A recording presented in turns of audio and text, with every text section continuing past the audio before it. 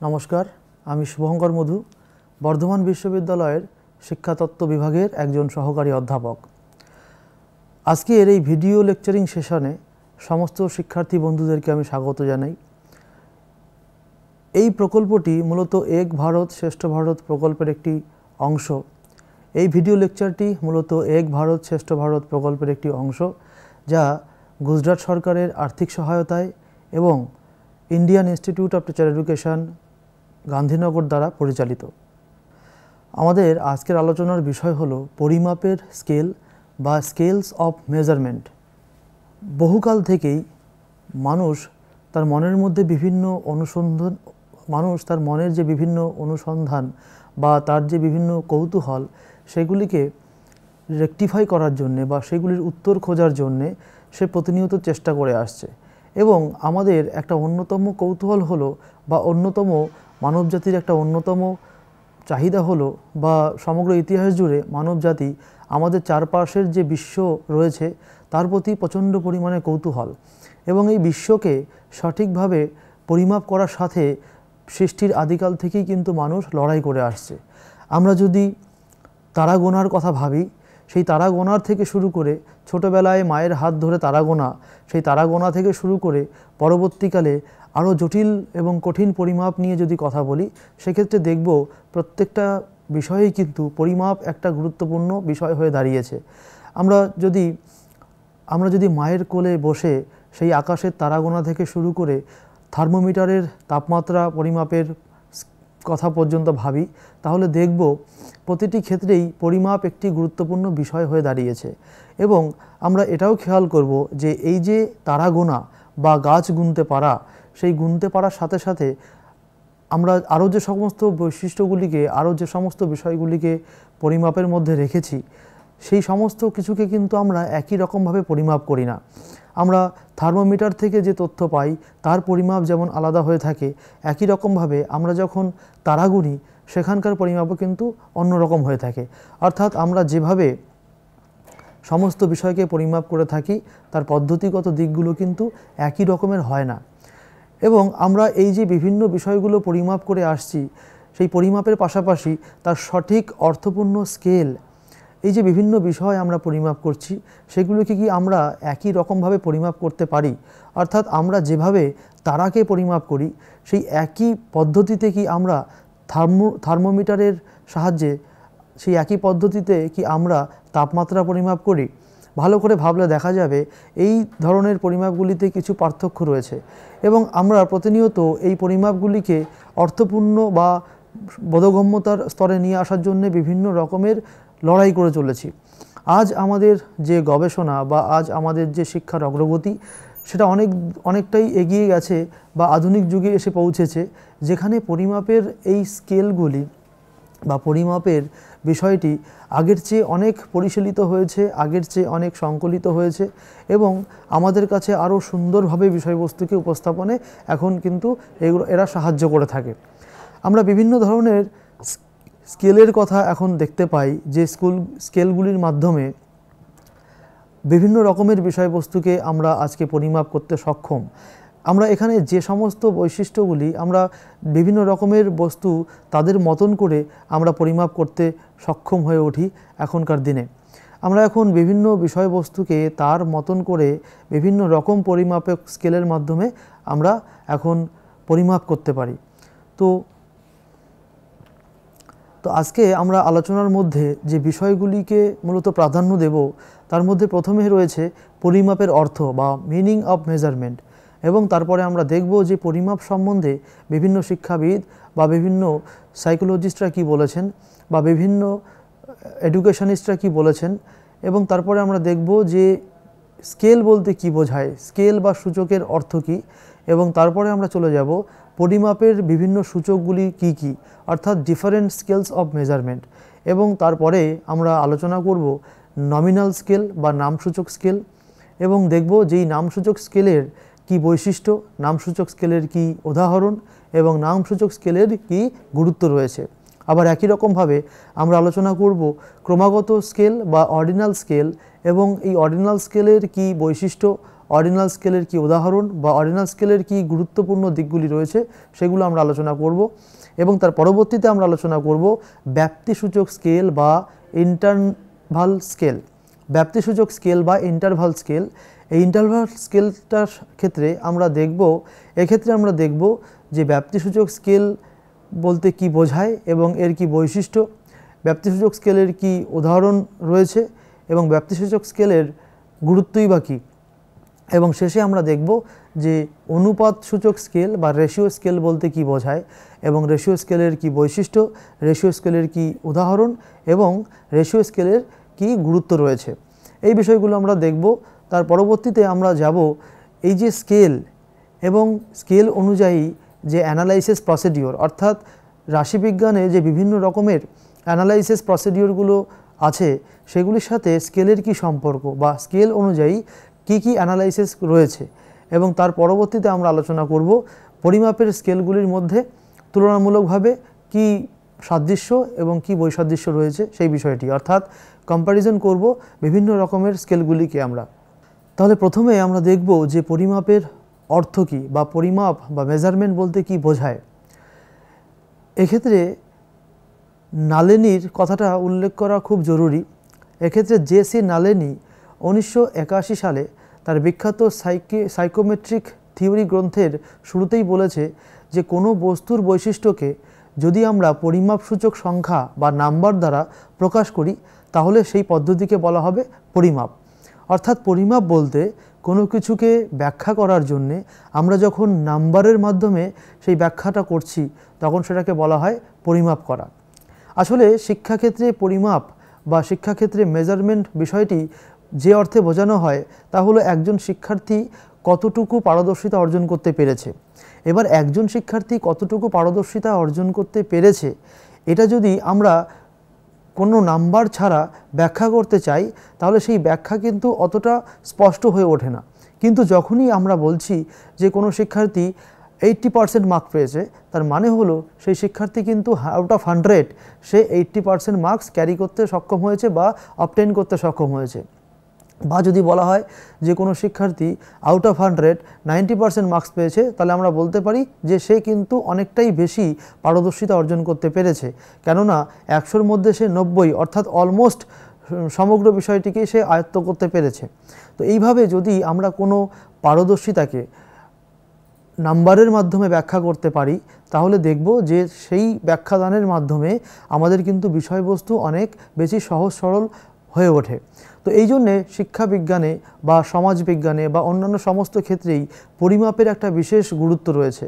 এবং এই যে পরিমাপ শুধুমাত্র আমাদের এডুকেশনাল মেজারমেন্টের ক্ষেত্রেই প্রয়োজন হয় না। এই পরিমাপের মাধ্যমে আমরা দৈর্ঘ্য, আমরা প্রস্থ, ওজন, দূরত্ব সমস্ত কিছুকেই নাম্বারের ভিত্তিতে ব্যাখ্যা করতে পারি। এবং এর মূল কাজই হলো বৈশিষ্ট্যগুলির ভিত্তিতে বিভিন্ন বিষয়বস্তুকে সংখ্যামানের মাধ্যমে শ্রেণীকরণ করা বা নির্দিষ্টকরণ করা বা সেগুলিকে একটি বোধগম্যতার স্তরে পৌঁছে দেওয়া। পরিমাপের সংজ্ঞা হিসাবে যদি আমরা দেখি তাহলে এস স্টিভেনের সংজ্ঞাটি খুব তাৎপর্যপূর্ণ। তিনি বলছেন, measurement is the procedure in which a researcher assign numerical numbers or other symbols to empirical properties according to the rule। অর্থাৎ মেজারমেন্ট বলতে স্টিভেন যেটা বলতে চেয়েছেন সেটা হলো রিসার্চাররা যখন কোনো নাম্বারের মাধ্যমে কোনো বৈশিষ্ট্যকে বা কোনো বিষয়কে ব্যাখ্যা দেওয়ার চেষ্টা করেন তখন সেটাকে বলা হবে পরিমাপ বা মেজারমেন্ট। সুতরাং একই কথা উঠে আসছে যে যখন আমরা কোনো কিছুকে বোঝানোর জন্যে নাম্বার বা সংখ্যা মান ব্যবহার করব তখন সেটাকে বলা হবে পরিমাপ করা হয়েছে। আবার যদি আমরা ন্যাসমিয়াস এর কথা ভাবি এবং যদি আমরা আরেকটা সংজ্ঞা দেখি সেখানে দেখব বলা রয়েছে, measurement is the assignment of numerical of numbers to objects, events or variables according to rules। অর্থাৎ আমরা কোনো অবজেক্টকে বা কোনো ভেরিয়েবলকে বা কোনো বিষয়কে যদি নাম্বারের ভিত্তিতে অর্থাৎ পরিমাপযোগ্য নাম্বারের ভিত্তিতে যদি আমরা অ্যাসাইন করি তাহলে তাকে বলবো আমরা মেজারমেন্ট। অতএব বলা যায় যে কোনো বিশেষ নিয়ম অনুযায়ী যদি কোনো বস্তুকে বা চলককে আমরা সংখ্যার সাহায্যে প্রকাশ করি তখন তাকে আমরা বলবো পরিমাপ বা মেজারমেন্ট। মেজারমেন্টের পাশাপাশি আরেকটা বিষয় খুব গুরুত্বপূর্ণ, সেটা হচ্ছে আমরা যে মেজারমেন্টটা করছি সেই মেজারমেন্টটা কোন ক্যাটাগরিতে যাবে, অর্থাৎ এটাকে বলা হয় স্কেল বা সূচক। স্কেল সম্বন্ধে ব্যাখ্যা করতে গিয়ে বলা হয়, a scale is a system that provides a framework for assigning this numbers. অর্থাৎ আমরা একটু আগে যে বললাম যে কোনো বিষয়কে পরিমাপ করার জন্য আমরা নাম্বার প্রোভাইড করছি, তো সেই নাম্বারটা প্রোভাইড করব কিভাবে, অর্থাৎ কোনো বিষয়বস্তুকে নাম্বারের মাধ্যমে ব্যাখ্যা করার জন্যে আমরা নিশ্চয়ই সমস্ত রকমের বিষয়কে একইভাবে নাম্বারে কনভার্ট করতে পারবো না, বা একই রকমের নাম্বার দিয়ে আমরা সেগুলোকে ব্যাখ্যা করতে পারবো না। যেমন আমরা যদি বলি হাইট, তাহলে হাইটের যে নাম্বার এবং তার পাশাপাশি যদি আমরা ওয়েটের নাম্বারের কথা ভাবি, তাহলে এই দুটো নাম্বারের কিন্তু পার্থক্য রয়েছে, বা এই দু ধরনের নাম্বারের যে বৈশিষ্ট্যগত দিক, সেই বৈশিষ্ট্যগত দিকের মধ্যে কিন্তু পার্থক্য রয়েছে। তাহলে আমরা কোনো বিষয়কে নাম্বার প্রদান করার ক্ষেত্রে যে ফ্রেমওয়ার্ক বা যে ক্যাটাগরিগুলোকে ব্যবহার করে থাকি সেটাকেই বলা হয় স্কেল। এই স্কেলের মাধ্যমে আমরা বিভিন্ন ইউনিটগুলিকে সঠিকভাবে পরিমাপ করতে পারি বা সঠিকভাবে ক্যাটাগরাইজেশন করতে পারি। এক্সাম্পল হিসেবে আমরা বলতে পারি, যখন আমরা লেন্থ বা যখন আমরা দৈর্ঘ্য পরিমাপ করছি আমরা ইউজ করি ফিট।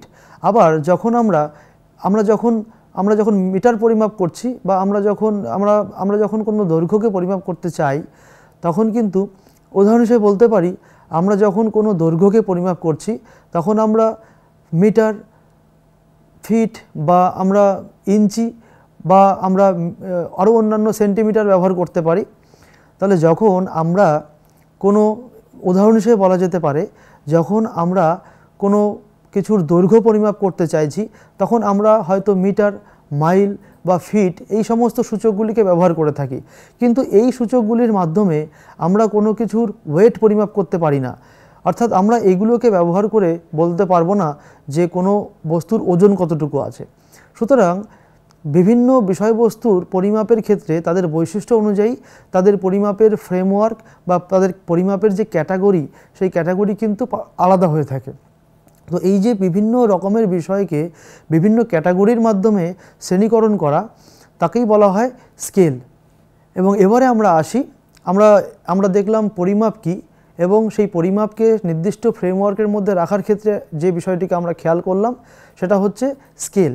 এবার আমরা দেখব ডিফারেন্ট স্কেলস অফ মেজারমেন্ট বা পরিমাপের যে বিভিন্ন স্কেলগুলি রয়েছে, সূচকগুলি রয়েছে, সেগুলো কি।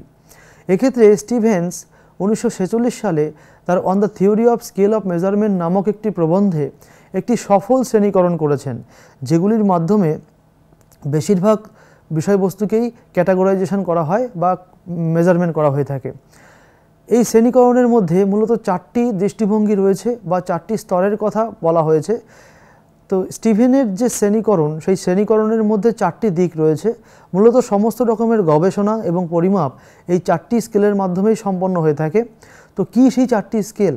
এই 4টি স্কেলের মধ্যে প্রথমে রয়েছে নামসূচক স্কেল বা নমিনাল স্কেল, এবং তারপরে রয়েছে ক্রমসূচক স্কেল বা অর্ডিনাল স্কেল, এবং 3 নম্বর ব্যাপ্তিসূচক স্কেল বা ইন্টারনাল স্কেল বা ইন্টারভাল স্কেল, এবং চতুর্থত অনুপাতসূচক স্কেল বা রেশিও স্কেল। তো এই 4টি স্কেল যে কোনো ধরনের মেজারমেন্ট, বিশেষ করে শিক্ষাগত যে সমস্ত মেজারমেন্টগুলি আছে বা গবেষণায় যে সমস্ত মেজারমেন্টগুলি করা হয়ে থাকে, তার প্রত্যেকটি ক্ষেত্রেই কিন্তু এই 4টি স্কেল খুব গুরুত্বপূর্ণ। একজন গবেষককে বুঝতে হয় যে তার যে মেজারমেন্ট, সেই মেজারমেন্টের তথ্যগুলি কোন স্কেলের মধ্যে রয়েছে, অর্থাৎ তিনি যে তথ্যগুলিকে অ্যানালাইসিস করতে চাইছেন, সেই তথ্যগুলিকে অ্যানালাইসিস করার ক্ষেত্রে সেগুলি কোন স্কেলের মধ্যে পড়ছে সেটাকে জানা কিন্তু খুবই আবশ্যিক। তো এবারে আমরা এই প্রতিটি স্কেলকে আলাদা আলাদাভাবে আলোচনা করব। তো প্রথমে রয়েছে নমিনাল স্কেল বা নামসূচক স্কেল। নমিনাল স্কেল বা নামসূচক স্কেল বলতে বোঝায় যখন আমরা কোনো সংখ্যাকে, নামসূচক কোনো সংখ্যাকে আমরা যখন মূলত একটি সংখ্যাগত মান, আমরা মূলত যখন কোনো বস্তুকে বা বিষয়কে বা কোনো সামাজিক প্রবঞ্চকে নামের ভিত্তিতে শ্রেণীকরণ করে থাকি, তখন তাকে বলা হয় নামসূচক স্কেল বা নমিনাল স্কেল। অর্থাৎ আমরা যখন বিভিন্ন তথ্যগুলিকে তাদের নামের ভিত্তিতে ক্যাটাগরাইজেশন করার চেষ্টা করব, তখন সেটাকে চলে আসবে কিন্তু এই নমিনাল স্কেল বা নামসূচক স্কেলের মধ্যে। এবং এই প্রকার স্কেলকে পরিমাপের যত রকমের স্কেলগুলি আছে তাদের সাথে তুলনা করে সবথেকে লোয়ার লেভেলের স্কেল বলা হয়ে থাকে বা লোয়ার লেভেলের মেজারমেন্টের স্কেল বলা হয়ে থাকে। কেননা এই প্রকার স্কেলের মাধ্যমে খুব একটা বেশি কঠিন বিষয়কে বা খুব জটিল বিষয়কে ব্যাখ্যা করা যায় না, বা এই রকমের মেজারমেন্টের মাধ্যমে বিষয়বস্তুকে খুব অ্যানালিটিক ওয়েতে ব্যাখ্যা করা যায় না। তবে তার বৈশিষ্ট্য অনুযায়ী এক শ্রেণীর সাথে অন্য শ্রেণীর যে পার্থক্য, সেই পার্থক্য আমরা এই ধরনের স্কেল থেকে কিন্তু করতে পারি। সিআর কোঠারি এই নমিনাল স্কেলের ব্যাখ্যা করতে গিয়ে বলেছেন যে nominal scale is simply a system of assigning number symbols to event in order to লেভেল দেম। অর্থাৎ আমরা যখন বিভিন্ন বিষয়বস্তুকে একটা লেভেলে ব্যাখ্যা করার জন্যে বা একটা শ্রেণীকরণ করার জন্যে আমরা যখন তাদের নাম ধরে নাম্বার দিয়ে থাকি, তখন সেটাকে উনি বলছেন নমিনাল স্কেল। সুতরাং সহজ কথায় নমিনাল স্কেল মানে যখন নামের ভিত্তিতে আমরা কোনো কিছুকে সংখ্যার মাধ্যমে প্রকাশ করছি বা নামকে ভিত্তি করে যখন আমরা কোনো কিছুকে সংখ্যার মাধ্যমে প্রকাশ করছি, তখন তাকে বলা হয়ে থাকে নমিনাল স্কেল। যেমন আমরা বলতে পারি যে একটি গবেষণায় যদি রিসার্চার তার গবেষণার ক্ষেত্রে মেল এবং ফিমেল দু ধরনের ক্যাটাগরি থেকেই রেসপন্ডেন্ট গ্রহণ করে থাকেন, বা তার গবেষণায় যদি মেল এবং ফিমেল দুই ধরনের ক্যাটাগরিরই স্যাম্পেলকে নির্বাচন করে থাকেন, সেক্ষেত্রে আমাদের প্রয়োজন হয় যে কতজন মেয়ে আছে এবং কতজন ছেলে আছে, অর্থাৎ কতজন মেল এবং কতজন ফিমেল রয়েছে সেটা আমাদের ব্যাখ্যা করার প্রয়োজন হয়। তো এই যে কতজন ফিমেল রয়েছে বা কতজন মেল রয়েছে, এটা কিন্তু আমরা তাদের যে ক্যাটাগরি বা তাদের যে নাম, সেই নামের ভিত্তিতে আমরা এটাকে ব্যাখ্যা করতে পারি। আমরা বলতে পারি যে 100 জনের মধ্যে হয়তো এতজন ফিমেল রয়েছে এবং এতজন রয়েছে মেল। তাহলে এই যে 50 জন, আমরা বলতে পারি যে 100 জনের মধ্যে হয়তো 50 জন ফিমেল আছে এবং 50 জন মেল রয়েছে। এই যে বললাম যে 50 জন ফিমেল এবং 50 জন মেল, তাহলে এই যে ছেলে বা মেলদেরকে আমরা 50 নামক সংখ্যা দ্বারা ব্যাখ্যা করলাম, আবার ফিমেলকেও 50 নামক সংখ্যা দ্বারা আমরা ব্যাখ্যা করলাম। এটাকেই বলা হয় নমিনাল স্কেলের ব্যবহার। যদি আমরা নমিনাল স্কেলের পার্থক্যগত দিকগুলি দেখি, তাহলে দেখব যে নমিনাল স্কেলে কিন্তু ক্যাটাগরি বা শ্রেণীকরণের একটি ব্যাপার রয়েছে। এটি একটি নামকরণ বা শ্রেণীকরণ প্রক্রিয়া। যেমন আমরা বিভিন্ন বিষয়বস্তুকে যখন এই স্কেলের আয়তায় নিয়ে আসি, তখন তাদের যে ক্যাটাগরিগুলো আছে, সেই ক্যাটাগরিগুলির ভিত্তিতে আমরা তাদেরকে আলাদা করার চেষ্টা করি। যেমন যদি কোনো মানুষের চুলের স্যাম্পেল আমরা কালেক্ট করি, সেক্ষেত্রে বিভিন্ন রকমের হয়তো চুল আমরা পাবো। যেমন হয়তো আমরা পাবো ব্রাউন চুল, বা আমরা পাবো হয়তো গ্রে চুল, এবং সাথে হয়তো কিছু পাবো ব্ল্যাক চুল। তো যদি আমাদের এই যে 3 রকমের ক্যাটাগরির কথা বলা হলো, ব্রাউন, ব্ল্যাক এবং গ্রে, আমাকে দেখতে হবে যে কত রকমের কোন ক্যাটাগরিতে কত সংখ্যক বা কত কোয়ান্টিটি হেয়ার রয়েছে। তো এই যে বিভিন্ন টাইপোলজির কথা বলছি, বা আমরা যে নামের ভিত্তিতে হেয়ারের বিভিন্ন ক্যাটাগরাইজেশন করছি, এটা হচ্ছে নমিনাল স্কেলের মাধ্যমে করা যায়। এবং তারপরে রয়েছে ব্যবধান নির্ণয় সম্ভব নয়। নমিনাল স্কেলের আরেকটি বৈশিষ্ট্য হচ্ছে ব্যবধান নির্ণয় করা এখানে সম্ভব হয়ে ওঠে না, অর্থাৎ নো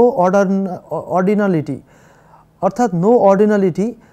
সুতরাং এই স্কেলের মাধ্যমে কোনো সংখ্যার মধ্যে কেমন পার্থক্য রয়েছে, সেই পার্থক্য কিন্তু নির্ণয় করা যায় না।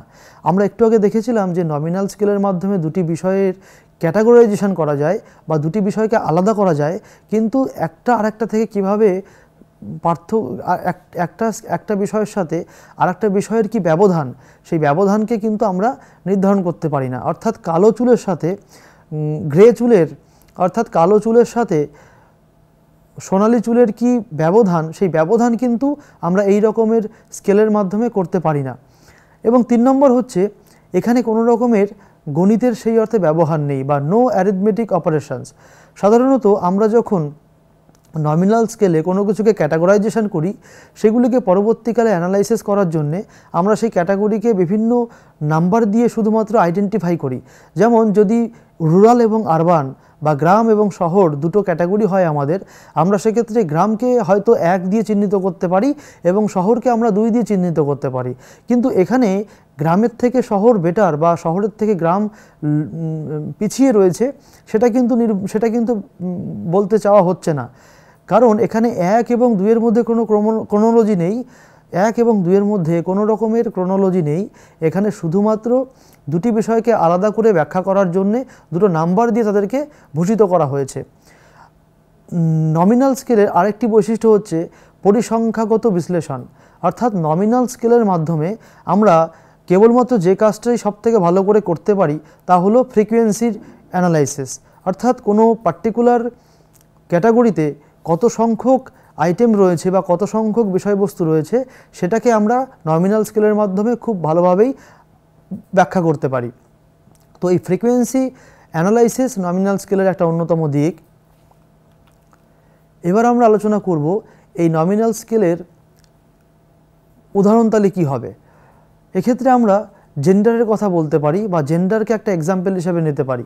যেমন জেন্ডার যদি আমরা আমাদের গবেষণার ক্ষেত্রে জেন্ডার হিসাবে যদি আমরা দেখি তাহলে দেখা যাবে সামাজিক গবেষণায় জেন্ডার একটা গুরুত্বপূর্ণ ভেরিয়েবল এবং এখানে জেন্ডারের বিভিন্ন ক্যাটাগরিও রয়েছে, যেমন হতে পারে মেল, ফিমেল এবং থার্ড জেন্ডার।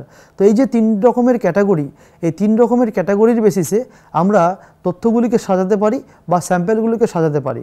আবার রক্তের গ্রুপও একটা উদাহরণ হতে পারে, যেমন এ বি এবং ও 4 রকমের রক্তের গ্রুপ হতে পারে এবং এখানে কিন্তু এটা বলা যাবে না যে একটা গ্রুপের থেকে আরেকটা গ্রুপের কি পার্থক্য বা একটা গ্রুপের থেকে আরেকটা গ্রুপ বেটার কিনা।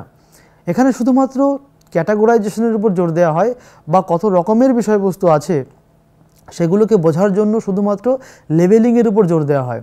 এবং আরেকটা এক্সাম্পল আমরা দিতে পারি, বিশেষ করে সোশ্যাল সায়েন্সের রিসার্চে জরিপ পদ্ধতি বা সার্ভে মেথড একটা গুরুত্বপূর্ণ বিষয়, যেখানে স্যাম্পেলের কাছ থেকে বিভিন্ন বিষয় সম্বন্ধে তথ্য সংগ্রহের করার জন্য সার্ভে করা হয়ে থাকে এবং এই সার্ভেতে স্যাম্পেলকে বিভিন্ন রকমের স্যাম্পেলের সামনে নানান রকমের অপশান উপস্থাপন করা হয়, যে অপশানগুলি এরকম হতে পারে ইয়েস নো, বা হতে পারে এগ্রি ডিসএগ্রি, বা হতে পারে লিকার্টের 5 পয়েন্ট স্কেলের ওই 5টি বৈশিষ্ট্য।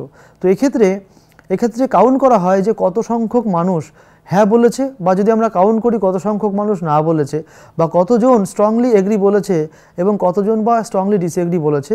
তো এই বিষয়গুলিকে আমরা কাউন্ট করতে পারি। তো এটাও কিন্তু একটা নমিনাল স্কেল বা নামসূচক স্কেলের উদাহরণ হিসাবে আমরা বলতে পারি। এবার আমরা দেখব যে এই যে নমিনাল স্কেলের কথা আমরা বলছি, এই নমিনাল স্কেলের কি ইম্পর্টেন্স রয়েছে।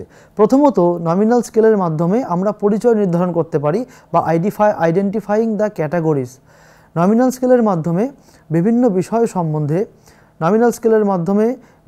বিষয় সম্বন্ধে আমরা ক্যাটাগরাইজেশন করতে পারি, অর্থাৎ তথ্যগুলিকে তাদের বৈশিষ্ট্য অনুযায়ী বিভিন্ন শ্রেণীতে ভাগ করতে পারি এবং এই যে শ্রেণীতে ভাগ, আমরা বিভিন্ন শ্রেণী অনুযায়ী তাদেরকে চিহ্নিত করতে পারি এবং সেই পাশাপাশি তাদেরকে আমরা শ্রেণীকরণও করতে পারি। অর্থাৎ যেমনটা আমরা বললাম যে মেল ফিমেল দুটো আলাদা ক্যাটাগরি করতে পারি, বা তথ্যের বৈশিষ্ট্য অনুযায়ী আমরা চুলের যে বিভিন্ন ক্যারেক্টারের কথা বললাম, চুলের যে বিভিন্ন শ্রেণীবিভাগের কথা বললাম, হয়তো সাদা চুল বা বলা হলো কালো চুল বা সোনালী বর্ণের চুল, তো এরকম বিভিন্নভাবে আমরা তথ্যগুলিকে শ্রেণীকরণ করতে পারি।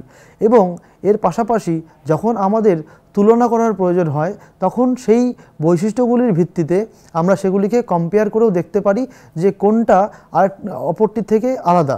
যেমন যদি মেল এবং ফিমেল দুটো ক্যাটাগরি করি তাহলে আমরা দুটো ক্যাটাগরির যে বৈশিষ্ট্যগত পার্থক্য সেগুলো আমরা করতে পারি, বা তাদের মধ্যে যদি কোনো মিল থাকে সেটাকেও আমরা কিন্তু কনসিডার করতে পারি এই নমিনাল স্কেলের মাধ্যমে। আরেকটি গুরুত্বপূর্ণ দিক হচ্ছে data collection and analysis. Nominal স্কেলের মাধ্যমে আমরা বিভিন্ন রকমের ডেটা কালেকশন করতে পারি, বিশেষ করে যে ডেটাগুলো মূলত কাউন্টেবল বলতে যে ডেটাগুলোকে মূলত পরিমাপ ফ্রিকোয়েন্সির মাধ্যমে কাউন্ট করতে হয় যে কতজন বা কত সংখ্যক কোনো পার্টিকুলার বিষয় রয়েছে। তো এইরকম বিষয়গুলিকে আমরা কালেকশন করতে পারি। এই রকম বিষয়গুলিকে কালেকশনের ক্ষেত্রে নমিনাল স্কেল একটি গুরুত্বপূর্ণ বিষয়, এবং তার পাশাপাশি কিভাবে আমরা সেগুলোকে অ্যানালাইসিস করব তারও ব্যাখ্যা কিন্তু নমিনাল স্কেলের সূত্র ধরে চলে আসে। এবং আরেকটি বিষয় হচ্ছে বৈচিত্র্য বোঝা বা আন্ডারস্ট্যান্ডিং দ্য ডাইভার্সিটি।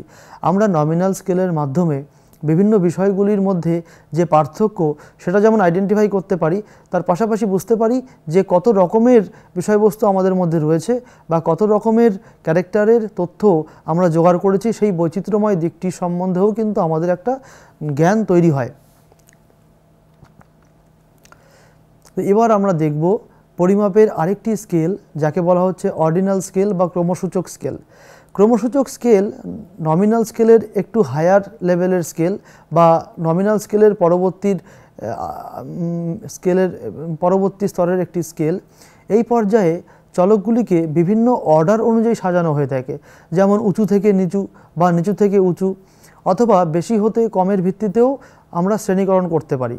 আমরা নমিনাল স্কেলে দেখেছিলাম তাদের যে ক্যারেক্টার, সেই ক্যারেক্টারের ভিত্তিতে তাদেরকে শ্রেণীবিভাগ করা হয়েছিল, কিন্তু এক্ষেত্রে অর্ডিনাল স্কেলে পার্থক্যকরণ বা শ্রেণীকরণের যে সূচক, সেই সূচকটা হচ্ছে তাদের ক্রম বা তাদের যে অবস্থান, অর্থাৎ কে কার থেকে উপরে রয়েছে বা কে কার থেকে নিচে রয়েছে। এই নমিনাল স্কেলকে অনেকে বলেন যে এখানে এই নমিনাল স্কেলে র্যাঙ্কের একটা গুরুত্বপূর্ণ ভূমিকা রয়েছে, অর্থাৎ এখানে দুটি বিষয়কে তাদের র্যাঙ্ক অনুযায়ী পার্থক্য করা হয়ে থাকে বা সাজানো হয়ে থাকে।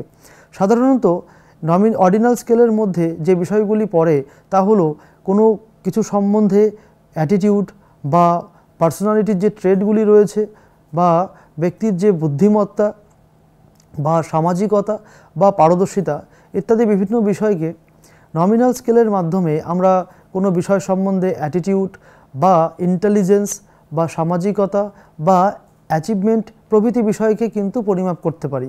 এবং এই পরিমাপের কোনো নির্দিষ্ট একক না থাকায় এগুলি পরস্পর সম্পর্কের ভিত্তিতে ক্রমানুসারে সাজানো হয়ে থাকে। অর্থাৎ দেখা হয় যে একটা বিষয়ের সাথে আরেকটা বিষয় কতটুকু সরে অবস্থান করছে, বা একটা বিষয়ের সাথে আরেকটা বিষয়ের যে ক্রমিক পার্থক্য, সেই ক্রমিক পার্থক্য এই ক্রমসূচক স্কেলের মাধ্যমে নির্ধারণ করা হয়ে থাকে।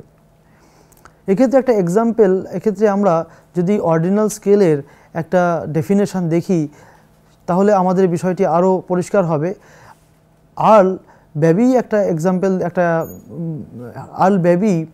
একটা ডেফিনেশন দিয়েছেন, যেখানে বলা হয়েছে ordinal measurement refers to those variables. Ordinal measure refers to those variables whose attributes may be rank ordered along some progression from more to less. অর্থাৎ যখন আমরা বেশি থেকে কম বা কম থেকে বেশি এই রকম ক্রম অনুযায়ী কোনো বিষয়কে সাজাবো, তখন সেটাকে বলা হবে অর্ডিনাল স্কেল। তো এই অর্ডিনাল স্কেল বা ক্রমসূচক স্কেলের বৈশিষ্ট্যগুলি কি কি? প্রথম বৈশিষ্ট্য হিসেবে যেটা বলা যায় সেটা হলো র্যাঙ্কড ক্যাটাগরিজ। অর্থাৎ অর্ডিনাল স্কেলে দুটি বিষয়ের মধ্যে যে ক্যাটাগরাইজেশন করা হয়, সেই ক্যাটাগরাইজেশনের ক্ষেত্রে র্যাঙ্ক একটা গুরুত্বপূর্ণ বিষয়। যেমন উচ্চ, মাঝারি, নিম্ন, বা দৃঢ়ভাবে সম্মত, সম্মত বা নিরপেক্ষ, বা আরও হতে পারে অসম্মত বা দৃঢ়ভাবে অসম্মত। তো এরকমভাবে একটার থেকে আরেকটা কিন্তু ক্রমিক পর্যায়ে সাজানো রয়েছে।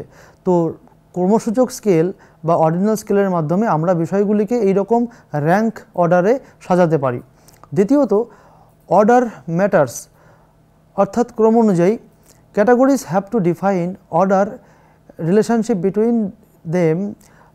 Categories have to classify it in a order implies a relationship between them. অর্থাৎ আমরা যখন কোনো বিষয়কে ক্যাটাগরি অনুযায়ী সাজাই, সেক্ষেত্রে আমরা সেই ক্যাটাগরিগুলোর আমরা যে ক্রম অনুযায়ী সাজালাম ক্রমসূচক স্কেলে, আরেকটা বৈশিষ্ট্য হচ্ছে অর্ডার ম্যাটার্স, অর্থাৎ ক্রম অনুযায়ী। অর্থাৎ এখানে বিষয়বস্তুগুলিকে যে ক্রম অনুযায়ী সাজানো হবে, সেই ক্রমগুলি কিন্তু একটার থেকে আরেকটা ক্রমিক দিক দিয়ে উঁচুতে অবস্থান করে বা নিচুতে অবস্থান করে। এবং এই যে উঁচুতে অবস্থান করা বা নিচুতে অবস্থান করা, এটা কিন্তু একটা চিন্তার বিষয় বা এটার কিন্তু গুরুত্ব রয়েছে। কিন্তু আমরা যদি নমিনাল স্কেলের কথা বলি, সেখানে আমরা মেল, ফিমেল বা রুরাল আরবান এই যে ক্যাটাগরিতে ভাগ করেছিলাম, তাদের মধ্যে কিন্তু কোনো রকমের সেই অর্থে দুটো দুটো ক্যাটাগরির মধ্যে আমরা যে সাজিয়েছিলাম তাদের মধ্যে কিন্তু সেই অর্থে কোনো তাৎপর্যপূর্ণ গুরুত্ব নেই, বা তাদের মধ্যে যে কোনো উঁচু নিচু এইরকম কোনো রকমের কিন্তু তাদের মধ্যে ব্যবস্থা নেই। বা এই যে মেল ফিমেল, এই মেল ফিমেলের মধ্যে কিন্তু উঁচু বা নিচু, ভালো বা খারাপ এই রকমের কোনো সেই অর্থে বিষয় নেই। কিন্তু যখন আমরা বিষয়বস্তুগুলিকে অর্ডিনাল স্কেলে অর্ডার অনুযায়ী সাজাবো, তার মানে হলো যেটা যেটা 2 নম্বরে আসবে সে হয়তো 1 নম্বরের থেকে এগিয়ে বা 1 নম্বরের থেকে পিছিয়ে।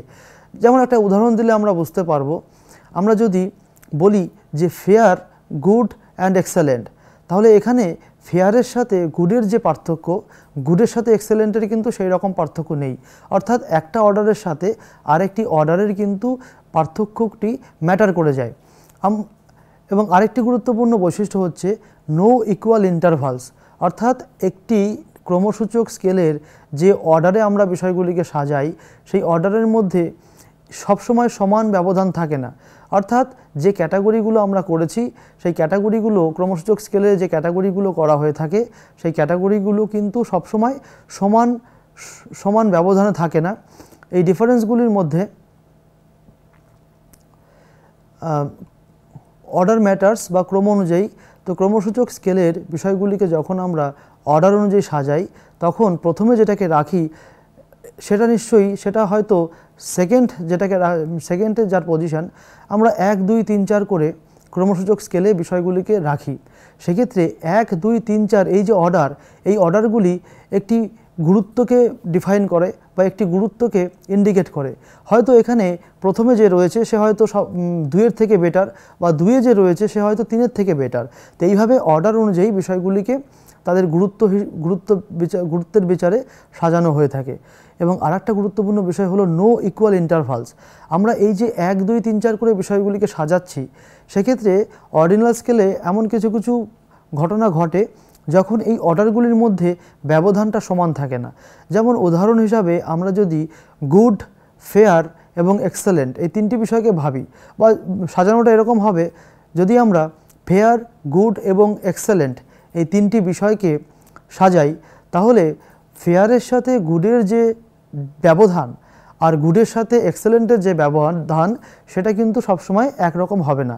কারণ ফেয়ারের থেকে একটু ভালো হলেই তাকে আমরা গুড বলতে পারি, কিন্তু এক্সেলেন্ট আর গুডের মধ্যে হয়তো ব্যবধানটা অনেকটাই বেশি। তো এই জন্য বলা হয় যে অর্ডিনাল স্কেলে দুটি র্যাঙ্কের মধ্যে যে ডিফারেন্স, সেই ডিফারেন্স সবসময় ইকুয়াল হয় না। আরেকটা বিষয় হলো সীমিত পরিসংখ্যান বিশ্লেষণ বা লিমিটেড স্ট্যাটিস্টিক্যাল অ্যানালাইসিস। আমরা যখন অর্ডিনাল স্কেলের মাধ্যমে কোনো স্ট্যাটিস্টিক্যাল মেজারমেন্ট করতে চাই, সেক্ষেত্রে কিন্তু আমরা খুব বেশি মেজারমেন্ট করতে পারি না বা খুব বেশি স্ট্যাটিস্টিক্যাল মেজার আমরা নিতে পারি না। বিশেষত এখানে যে স্ট্যাটিস্টিক্যাল টেকনিকগুলো অ্যানালাইসিস নেওয়া হয়ে থাকে তার মধ্যে অন্যতম হলো অ্যাভারেজ অ্যান্ড স্ট্যান্ডার্ড ডেভিয়েশন এবং কখনো কখনো মিডিয়ানের কথা এখানে। তো এই যে ক্রমসূচক স্কেলের কথা বললাম, কয়েকটি এক্সাম্পলের মাধ্যমে সেটাকে আরেকটু ভালো করে বুঝে নেওয়ার চেষ্টা করা যাক। আমরা এক্ষেত্রে লিকার্ট স্কেলের কথা বলতে পারি, যেখানে 1 থেকে 5 এই 5টি, যেখানে প্রতিটি স্টেটমেন্টের পরিপ্রেক্ষিতে 1 থেকে 5টা অপশান রয়েছে, 1 থেকে 5টা অপশান রয়েছে। যেখানে হয়তো শুরু হয়েছে এরকম করে স্ট্রংলি এগ্রি, তারপরে হয়তো দ্বিতীয় রয়েছে এগ্রি, তারপরে নিউট্রাল, থার্ড রয়েছে ডিসএগ্রি অ্যান্ড ফিফথ হচ্ছে স্ট্রংলি ডিসএগ্রি। তো এই যে বিভিন্ন ক্যাটাগরিতে ভাগ করে দেওয়া হয়েছে, এটা একটা কিন্তু অর্ডিনাল স্কেলের এক্সাম্পল হতে পারে। দ্বিতীয়ত আমরা মুভির যে রেটিংগুলো দিয়ে থাকি সেই রেটিংগুলোর কথা মনে করতে পারি। আমরা যখন কোনো মুভি দেখে 10-এর মধ্যে সেটাকে 9 দিই, তার মানে কিন্তু আমরা সেই মুভিটাকে বলতে চাই যে সেটা অনেকটাই ভালো হয়েছে। বা যখন কোনো মুভিকে 10-এর মধ্যে আমরা 2 দিই, তার মানে এটা ইন্ডিকেট করে যে এই মুভিটা অতটা আমাদের ভালো লাগেনি। তাহলে কোনো মুভিকে 1 থেকে 10-এর মধ্যে যে রেটিংয়ে সাজানোর যে টেকনিক, সেটাকে কিন্তু আমরা অর্ডিনাল স্কেলের একটা এক্সাম্পল হিসাবে ধরে নিতে পারি। বা আমরা লেটার বা গ্রেডকে যদি ভাবি, সেক্ষেত্রেও কিন্তু অর্ডিনাল স্কেল হবে, সেক্ষেত্রেও কিন্তু এটা অর্ডিনাল স্কেলের উদাহরণ।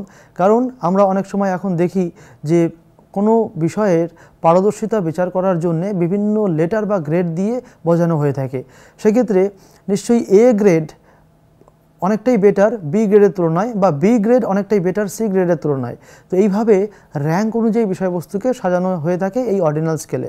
আবার এডুকেশনাল পার্সপেক্টিভ ছাড়াও আমরা যদি পেন লেভেলের কথা ভাবি, অর্থাৎ একটা মানুষের কোনো বিষয়ে কতটুকু পেন হচ্ছে তাকে যদি একটা রেটিং করতে দিয়ে দেওয়া হয় 1 থেকে 10 বা 1 থেকে 5-এ, তখন সে যদি 4-এ ক্লিক করেন তাহলে বুঝতে হবে আউট অফ 5 সে ক্লিক করেছেন 4, তার মানে তার কিন্তু পেনের যে লেভেল সেটা অনেকটাই হাই। আবার যদি কেউ 1 থেকে 5-এর মধ্যে বলতে চান যে তার কতটুকু পেন হয়েছে বা যন্ত্রণা হচ্ছে, সেক্ষেত্রে যদি সে 1-এ ক্লিক করেন 5-এর মধ্যে, তাহলে বুঝতে হবে তার যে পেইন বা যন্ত্রণার পরিমাণ সেটা কিন্তু অতটা বেশি নয়। তো এইভাবে আমরা অর্ডার অনুযায়ী কোনো স্কেলে অর্ডিনাল স্কেলকে বিষয়বস্তুকে সাজাতে পারি, যা মূলত অর্ডিনাল স্কেলের মধ্যে পড়ে। এরপরে আমরা আলোচনা করব এই যে অর্ডিনাল স্কেল, এই অর্ডিনাল স্কেলের ইম্পর্টেন্স কী। এক্ষেত্রে একটা বিষয় বলা যায় যে অর্ডিনাল স্কেলের ইম্পর্টেন্স হিসাবে একটা কথা বলতে হয়, it revealing effective position and trends, অর্থাৎ আপেক্ষিক অবস্থান এবং প্রবণতা প্রকাশ করা। এর অন্যতম গুরুত্বপূর্ণ দিক হলো আপেক্ষিক অবস্থান এবং প্রবণতা প্রকাশ করা। অর্থাৎ ক্রমসূচক স্কেলের সাহায্যে আমরা 2 বা তার বেশি শ্রেণীর মধ্যে পর্যায়ক্রম অনুযায়ী বা তাদের সম্পর্ককে বুঝতে পারি। অর্থাৎ এই ক্রমসূচক স্কেলের সাহায্যে আমরা 2 বা তার বেশি শ্রেণীর মধ্যে পর্যায়ক্রম এবং তাদের মধ্যে কি সম্পর্ক রয়েছে সে বিষয়ে জ্ঞান অর্জন করতে পারি। দ্বিতীয়ত, মৌলিক তুলনা করতে সক্ষম হওয়া। অর্থাৎ এই যে অর্ডিনাল স্কেল, এই অর্ডিনাল স্কেলের মাধ্যমে আমরা 2 বা তার বেশি উপাদানের মধ্যে, বিষয়ের মধ্যে বেসিক কম্প্যারিজন করতে সক্ষম হই। এবং আরেকটা গুরুত্বপূর্ণ দিক হচ্ছে গুণগত তথ্যে জোর দেওয়া। অর্থাৎ আমরা অর্ডিনাল স্কেলের মাধ্যমে সূক্ষ্ম থেকে আরও বেশি সূক্ষ্মতার সাহায্যে কোনো বিষয়কে বুঝতে পারি। যেমন আমরা বুঝতে পারি যে গুডের থেকে বেটার ভালো, বা বেটারের থেকে এক্সেলেন্ট আরও ভালো। তো এই যে বা বেটারের থেকে বেস্ট ভালো, তো এই যে একটার থেকে আরেকটা যে উৎকর্ষ তা বোঝার ক্ষেত্রে যে কোয়ালিটেটিভ বা গুণগত প্রকাশমান, সেগুলোকে আমরা অর্ডিনাল স্কেলের মাধ্যমে বুঝতে পারি। বা যদি আমরা সিনেমা রেটিংয়ের কথা বলি, সেক্ষেত্রে 2-এর থেকে 3 রেটিংটা বেশি বা 3-এর থেকে 4 রেটিং মানে সিনেমাটি আরও ভালো, এটা ইন্ডিকেট করে। ফলে গুণগতভাবে কোনো বিষয়ের যে তাৎপর্য, সেই তাৎপর্যকে আমরা কিন্তু এই অর্ডিনাল স্কেলের মাধ্যমে বুঝতে পারি। এবার আমরা দেখব পরিমাপের আরেকটি স্কেল, যেটাকে বলা হয় ইন্টারভাল স্কেল বা ব্যাপ্তিসূচক স্কেল। এই ব্যাপ্তিসূচক স্কেল অনেকটা অর্ডিনাল স্কেলের মতোই, কিন্তু এখানে কিছু পার্থক্য রয়েছে। কী সেই পার্থক্য? আমরা শ্রেণীতে 2টি বিষয়কে বিভক্ত করার জন্যে বা 2টি বিষয়ের মধ্যে যে ব্যবধান সেটাকে পরিমাপ করার জন্যে আমরা অর্ডিনাল স্কেল ব্যবহার করে থাকি। কিন্তু অর্ডিনাল স্কেলের মাধ্যমে 2টি বিষয়ের মধ্যে যে দূরত্ব বা 2টি বিষয়ের শ্রেণীকরণের মধ্যে যে পার্থক্য, সেটাকে আমরা সেই পার্থক্য বিচারের ক্ষেত্রে আমরা বলতে পারি না যে একটি বিষয় আরেকটি বিষয়ের থেকে ঠিক কতটা দূরে সরে রয়েছে। যেমন আমরা অর্ডিনাল স্কেলের উদাহরণ হিসেবে বললাম যে ফেয়ারের থেকে গুড ভালো এবং গুডের থেকে এক্সেলেন্ট ভালো। তাহলে ফেয়ারের থেকে যে গুড ভালো কতটুকু ভালো, বা গুডের থেকে এক্সেলেন্ট ভালো, কিন্তু সেটা ঠিক কতটুকু ভালো সেই মাত্রা কিন্তু অর্ডিনাল স্কেলের মাধ্যমে বিচার করা যায় না, বা অর্ডিনাল স্কেলের মাধ্যমে সেটাকে বোঝা যায় না। এই জন্যে এই যে 2টি বিষয়ের মধ্যে দূরত্ব বা 2টি বিষয়ের মধ্যে পার্থক্যর নির্দেশকারী পরিমাপ, সেই নির্দেশকারী পরিমাপের জন্য চলে আসে ইন্টারভাল স্কেল বা ব্যাপ্তিসূচক স্কেল। ক্রমসূচক পরিমাপে শ্রেণীবদ্ধ করা হয় উচ্চ থেকে নিম্ন অনুসারে। কেননা ক্রমসূচক পরিমাপে আমরা দেখেছি শ্রেণীবদ্ধ করা হয়ে থাকে উচ্চ থেকে নিম্ন অনুসারে, কিন্তু যেখানে একটি বিষয় অপর একটি বিষয় থেকে ঠিক কতটা উঁচুতে অবস্থান করেছে, বা একটি বিষয় আরেকটি বিষয় থেকে কতটুকু নিচুতে অবস্থান করছে, সেটা নির্দেশ করা কিন্তু সম্ভব হয়ে ওঠে না।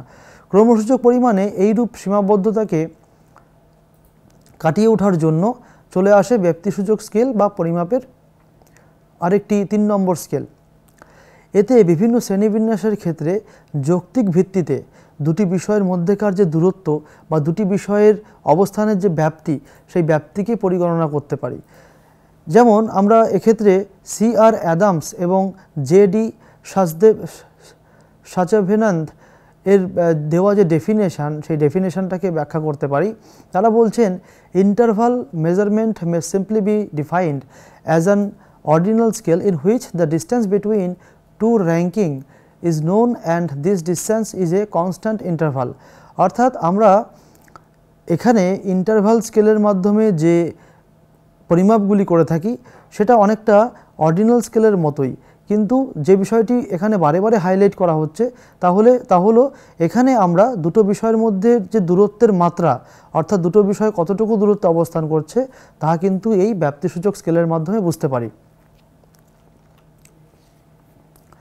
এবার এই যে ব্যাপ্তিসূচক স্কেলের কথা আমরা আলোচনা করলাম, সেই ব্যাপ্তিসূচক স্কেলের বৈশিষ্ট্যগুলি কি সেগুলো আলোচনা করব। তো প্রথম যে বৈশিষ্ট্য সেটা হলো অর্ডার্ড ক্যাটাগরিজ, অর্থাৎ ব্যাপ্তিসূচক স্কেলের বিষয়বস্তুগুলিকে আমরা অর্ডার অনুযায়ী আমরা অর্ডিনাল স্কেলের মতন ব্যাপ্তিসূচক স্কেলের বিষয়গুলিকে অনুপাতিক বিন্যাস, ব্যাপ্তিসূচক স্কেলের বৈশিষ্ট্যগুলিকে অনুপাতিক বিন্যাস, যেমন আমরা ব্যাপ্তিসূচক স্কেলের বৈশিষ্ট্যগুলিকে আমরা অনুপাতিক হারে বিন্যাস করতে পারি। যেমন টেম্পারেচার, বা আমরা বলতে পারি কতটুকু হট, যেমন টেম্পারেচারকে আমরা বিভিন্ন অর্ডারে বিভক্ত করতে পারি। তাহলে ব্যাপ্তিসূচক স্কেলের একটা অন্যতম বৈশিষ্ট্য হচ্ছে আনুপাতিক বিন্যাস বা অর্ডার ক্যাটাগরাইজেশন। আমরা কোনো বিষয়কে ব্যাখ্যা করার জন্যে তাদের বৈশিষ্ট্যের ভিত্তিতে তাদেরকে বিভিন্ন রকমের অনুপাতে ভাগ করতে পারি। আমরা কোনো বিষয়কে ব্যাখ্যা করার জন্যে আমরা তাদের বৈশিষ্ট্যের ভিত্তিতে আমরা তাদেরকে অনুপাতিক হারে বিন্যাস করতে পারি। যেমন আমরা কোল্ড, ওয়ার্ম এবং হট এই তিনটি, যেমন আমরা টেম্পারেচারকে কোল্ড, ওয়ার্ম এবং হট এই তিনটি বিষয়ের ভিত্তিতে ব্যাখ্যা করতে পারি। এবং দ্বিতীয়ত ইকুয়াল ইন্টারভাল স্কেলে আরেকটি গুরুত্বপূর্ণ বিষয় হচ্ছে আমরা দুটি বিষয়ের মধ্যে যদি ইন্টারভাল ইকুয়াল রাখতে চাই, আমরা দুটো বিষয়কে এখানে সমানভাবে বিভক্ত করতে পারি। অর্থাৎ দুটো ক্যাটাগরির মধ্যে যে ব্যবধান, সেই ব্যবধানকে আমরা এখানে ইচ্ছা করলে সমান রাখতে পারি। যেমন যদি তাপমাত্রা আমরা তিনটে ক্যাটাগরিতে ভাগ করি, সেক্ষেত্রে যদি 50 থেকে 60, 60 থেকে 70 এবং 70 থেকে 80 এই তিনটে ক্যাটাগরিতে আমরা ভাগ করি, তাহলে কিন্তু প্রতিটি ভাগের মধ্যে যে পার্থক্য বা যে ডিস্ট্যান্স, সেই ডিস্ট্যান্স কিন্তু ইকুয়াল। এক্ষেত্রে 50 থেকে 60-এর মধ্যে যে পার্থক্য তা রয়েছে 10 ডিগ্রি সেন্টিগ্রেডের, আবার 60 থেকে 70-এর যে পার্থক্য সেটাও 10 ডিগ্রি, আবার 70 থেকে 80-র যে দূরত্ব বা পার্থক্য সেটাও কিন্তু 10 ডিগ্রি। তাহলে এই তিনটি ক্যাটাগরির মধ্যে বা তিনটি র্যাঙ্কের মধ্যে আমরা ইকুয়াল ক্যাটাগরাইজেশন, ইকুয়াল ইন্টারভাল বা ব্যবধান কিন্তু রাখতে এখানে সক্ষম হচ্ছি। তো এটা হলো ইন্টারভাল স্কেলের সবথেকে গুরুত্বপূর্ণ একটা বৈশিষ্ট্য। এবং এই স্কেলের আরেকটি গুরুত্বপূর্ণ বৈশিষ্ট্য হচ্ছে এখানে আমরা দুটো বিষয়ের মধ্যে ইকুয়াল পার্থক্য নির্ণয় করতে পারি, কিন্তু সেখানে কোনো রকমের শূন্য বলে কোনো সংখ্যাকে আমরা নির্ধারণ করতে পারি না। কারণ এই ইন্টারভাল স্কেল যে বিষয়গুলি পরিমাপ করে সেগুলি কখনো শূন্য হয় না। The 0 point on the scale does not necessarily escaped absolute absent of the measured যেমন 0 degree centigrade does not mean the no heat. অর্থাৎ আমরা এখানে ব্যাপ্তিসূচক স্কেলে আরেকটা কথা বলা হয়, সেটা হলো আরবিট্রারি 0 পয়েন্ট, অর্থাৎ 0 পয়েন্টের এখানে আরবিট্রারি 0 পয়েন্ট বা 0 পয়েন্টের এখানে কোনো রকমের অস্তিত্ব নেই। কারণ আমরা ইন্টারভেল স্কেলে যে বিষয়গুলিকে পরিমাপ করি সেই পরিমাপগুলির ক্ষেত্রে কখনোই পুরোপুরি 0 এই সংখ্যাটাকে গ্রহণ করা যায় না। যেমন আমরা যদি কোনো কিছুর তাপমাত্রা পরিমাপ করতে চাই, সেই তাপমাত্রা যে পুরোপুরিভাবে 0 বা 0 তা কিন্তু বলা যাবে না, সেখানে কিছুটা হলেও তাপমাত্রা থাকে। এই জন্য বলা হয় যে ধরনের বিষয়ের সংখ্যা মান পুরোপুরি 0 হয়ে যেতে পারে সেগুলিকে ইন্টারভালের মাধ্যমে কিন্তু ব্যাখ্যা করা যায় না। এবং ইন্টারভাল স্কেলের আরেকটা গুরুত্বপূর্ণ বৈশিষ্ট্য হচ্ছে ওয়াইডার স্ট্যাটিস্টিক্যাল অ্যানালাইসিস। অর্থাৎ ইন্টারভাল স্কেল যেহেতু অনেকটাই উচ্চমানের একটা পরিমাপ সূচক বা স্কেল, সেক্ষেত্রে বিভিন্ন ধরনের স্ট্যাটিস্টিক্যাল মেজারমেন্ট বা স্ট্যাটিস্টিক্যাল টেকনিক এই স্কেলগুলিকে স্ট্যাটিস্টিক্যাল অ্যানালাইসিস এই স্কেলগুলির মাধ্যমে করা যেতে পারে, বা এই স্কেলগুলির ডেটাগুলি এই স্কেলগুলির মধ্যে বা এই স্কেলের তথ্যগুলিকে আমরা বিভিন্ন রকমের স্ট্যাটিস্টিক্যাল মেজারমেন্টের মাধ্যমে মেজারমেন্ট করতে পারি। যেহেতু ইন্টারভাল স্কেল যেহেতু একটা ইন্টারভাল স্কেল এবং ইন্টারভাল স্কেলে আমরা বিভিন্ন রকমের বিষয়গুলিকে কিন্তু অ্যানালাইসিস করতে পারি। ইন্টারভাল স্কেলের আন্ডারে যে সমস্ত বিষয়গুলি এসে উপস্থিত হয়, ইন্টারভাল স্কেলের মধ্যে যে সমস্ত তথ্যগুলি আসে, সেই তথ্যগুলিকে বা সেই ডেটাগুলিকে আমরা বিভিন্ন রকমের স্ট্যাটিস্টিক্যাল মেজারের মাধ্যমে অ্যানালাইসিস করতে পারি। যেমন এখানে আমরা বলতে পারি যে এখানে যে কারণে অর্থাৎ বিভিন্ন রকমের স্ট্যাটিস্টিক্যাল মেজারমেন্ট এই ইন্টারভাল স্কেলের তথ্যগুলিকে করা যেতে পারে। যেমন টি টেস্ট, অ্যানোভা, রিগ্রেশন, এরকম বিভিন্ন রকমের কিন্তু মেজারমেন্ট আমরা ইন্টারভাল স্কেলের মধ্যে যে তথ্যগুলি আসছে সেই তথ্যগুলিকে করতে পারি। তো এবার আমরা দেখব যে এই যে ব্যাপ্তিসূচক স্কেল বা ইন্টারভাল স্কেলের কথা আমরা বললাম, সেই ইন্টারভাল স্কেলের উদাহরণগুলো তাহলে কি হবে। আমরা উদাহরণ হিসাবে তাপমাত্রার কথা বলতে পারি বা টেম্পারেচারের কথা বলতে পারি।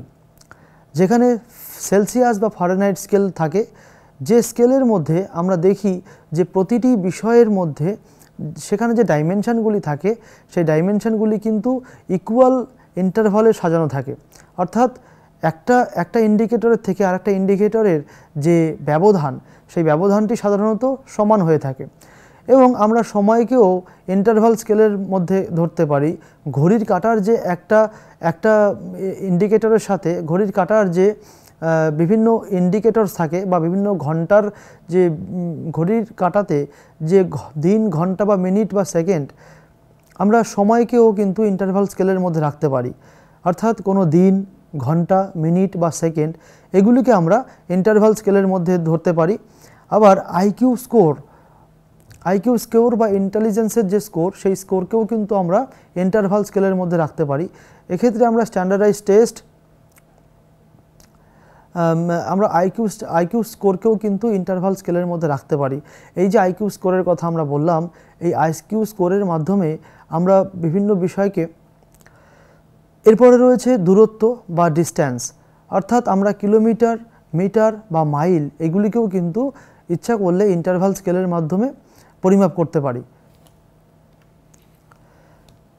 তো এবার আমরা 4 নম্বর যে স্কেলটি রয়েছে সেটা নিয়ে আলোচনা করব, যাকে বলা হয়, এবারে আমরা আলোচনা করব এই ইন্টারভাল স্কেলের কি ইম্পর্টেন্স বা ব্যাপ্তিসূচক স্কেলের ইম্পর্টেন্স বা ব্যাপ্তিসূচক স্কেলের গুরুত্ব কী। তাহলে এবার আমরা আলোচনা করব ইম্পর্টেন্স অফ ইন্টারভাল স্কেল বা ব্যাপ্তিসূচক স্কেলের গুরুত্ব। তো এর গুরুত্বপূর্ণ দিকগুলির মধ্যে অন্যতম হলো সুনির্দিষ্ট তুলনা এবং গণনা। অর্থাৎ এখানে আমরা দুটি বিষয়কে যেভাবে তুলনা করে থাকি সেই তুলনা অনেকটাই সুনির্দিষ্ট হয়ে থাকে এবং এই তুলনা করার যে পদ্ধতি, সেই পদ্ধতি অনেকটাই প্রিসাইজ হয়ে থাকে, সেই পদ্ধতি অনেকটাই কম্প্যাক্ট হয়ে থাকে। এবং দ্বিতীয়ত পরিসংখ্যানগত দিক এবং অন্তর্দৃষ্টি। আমরা ইন্টারভাল স্কেলের মধ্যে যে তথ্যগুলি আসে সেই তথ্যগুলিকে বিভিন্ন রকমভাবে অ্যানালাইসিস করতে পারি এবং সেখান থেকে অন্তর্দৃষ্টিমূলক বোধগম্যতা এবং সেখান থেকে সঠিক বিভিন্ন রকমের আন্ডারস্ট্যান্ডিং ডেভেলপ করতে কিন্তু আমরা সক্ষম হই। আরেকটা গুরুত্বপূর্ণ দিক হচ্ছে উন্নত গবেষণার ভিত্তি। অর্থাৎ ইন্টারভাল স্কেলের মধ্যে যে তথ্যগুলি পড়ে সেই বা ইন্টারভাল স্কেলের মাধ্যমে আমরা যে স্ট্যাটিস্টিক্যাল ইন্টারভাল স্কেলের তথ্যগুলিকে আমরা উন্নত পর্যায়ের স্ট্যাটিস্টিক্যাল মেজারমেন্টের মাধ্যমে বিভিন্ন কঠিন এবং জটিল গবেষণার ভিত্তি স্থাপন করতে পারি। অর্থাৎ ইন্টারভাল উন্নত গবেষণার ভিত্তি বা foundation for advance research. Interval স্কেলে যেহেতু আমরা বিভিন্ন রকমভাবে তথ্যগুলিকে অ্যানালাইসিস করতে পারি, তার ফলে এই ধরনের তথ্যগুলির, এই ধরনের মেজারমেন্টের মাধ্যমে যে গবেষণার ফাইন্ডিংসগুলো চলে আসে, যে গবেষণার সিদ্ধান্তগুলি পাই, সেই সিদ্ধান্তগুলির মাধ্যমে কিন্তু অনেক কঠিন এবং জটিল বিষয়কে আমরা সমাধান করতে পারি বা সেখান থেকে আমরা অনেক অ্যাডভান্স লেভেলের রিসার্চের ফাইন্ডিংস বের করতে পারি। বিশেষ করে এখান থেকে আমরা বিভিন্ন মডেল তৈরি করতে পারি, যার অন্যতম একটা টেকনিক হচ্ছে রিগ্রেশন অ্যানালাইসিস। এবারে আমরা আলোচনা করব আমাদের 4 নম্বর স্কেল, যেটাকে বলা হলো রেশিও স্কেল বা অনুপাত সূচক স্কেল। এই রেশিও স্কেল বা অনুপাত সূচক স্কেলকে মেজারমেন্টের যতগুলো স্কেল আছে তার উচ্চ পর্যায়ে রাখা হয়ে থাকে বা একে বলা হয় এটি সর্বোচ্চ পর্যায়ের পরিমাপের স্কেল। এখানে নামসূচক স্কেলের যে বৈশিষ্ট্যগুলি থাকে সেগুলো লক্ষ্য করা যায়। আবার ক্রমসূচক স্কেলের যে স্পেশাল ক্যারেক্টার সেগুলোও কিন্তু রেশিও স্কেলের মধ্যে থাকে।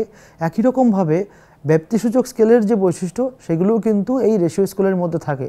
মূল কথা, এই যে তিনটে স্কেল আমরা এর আগে আলোচনা করেছি, সেই সকল স্কেলের বৈশিষ্ট্য এবং কর্মক্ষমতা কিন্তু এই অনুপাত স্কেলের মধ্যে রয়েছে। তাহলে অনুপাত স্কেলের মধ্যে এই তিনটি স্কেলের বৈশিষ্ট্যগত দিকগুলি থাকা ছাড়াও আর কি রয়েছে?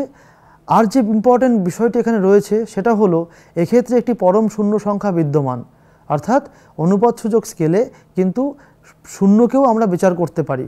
অনুপাতসূচক স্কেলে একটি একক থেকে অন্য এককে ব্যবধান সমান থাকে এবং এককগুলির যে মধ্যকার ব্যবধান সেটিকে আমরা ইন্টারভাল স্কেলের মতন অনুপাতিক হারে প্রকাশও করতে পারি। এবং এই স্কেলের দুটি বিষয়ের মধ্যে পার্থক্য উল্লেখ করে না, বরং পার্থক্যের আপেক্ষিক গভীরতা, এবং যেহেতু এই স্কেলের মধ্যে প্রিভিয়াস সমস্ত স্কেলের বৈশিষ্ট্যগুলি থাকে, তাই বলা হয় যে এই স্কেলের মাধ্যমে কিন্তু দুটি বিষয়কে শুধু আমরা পার্থক্যই করতে পারি না, সেই পার্থক্যের মাত্রাটা কতটুকু তাও আমরা কিন্তু রেশিও স্কেলের মাধ্যমে নির্ণয় করতে পারি। তো রেশিও স্কেলের যে বৈশিষ্ট্যগত দিক তার মধ্যে অন্যতম হলো অনুপাতিক বিন্যাস বা অর্ডার ক্যাটাগরিজ। অনুপাতিক স্কেলে আমরা যে বিষয়গুলিকে বিন্যাস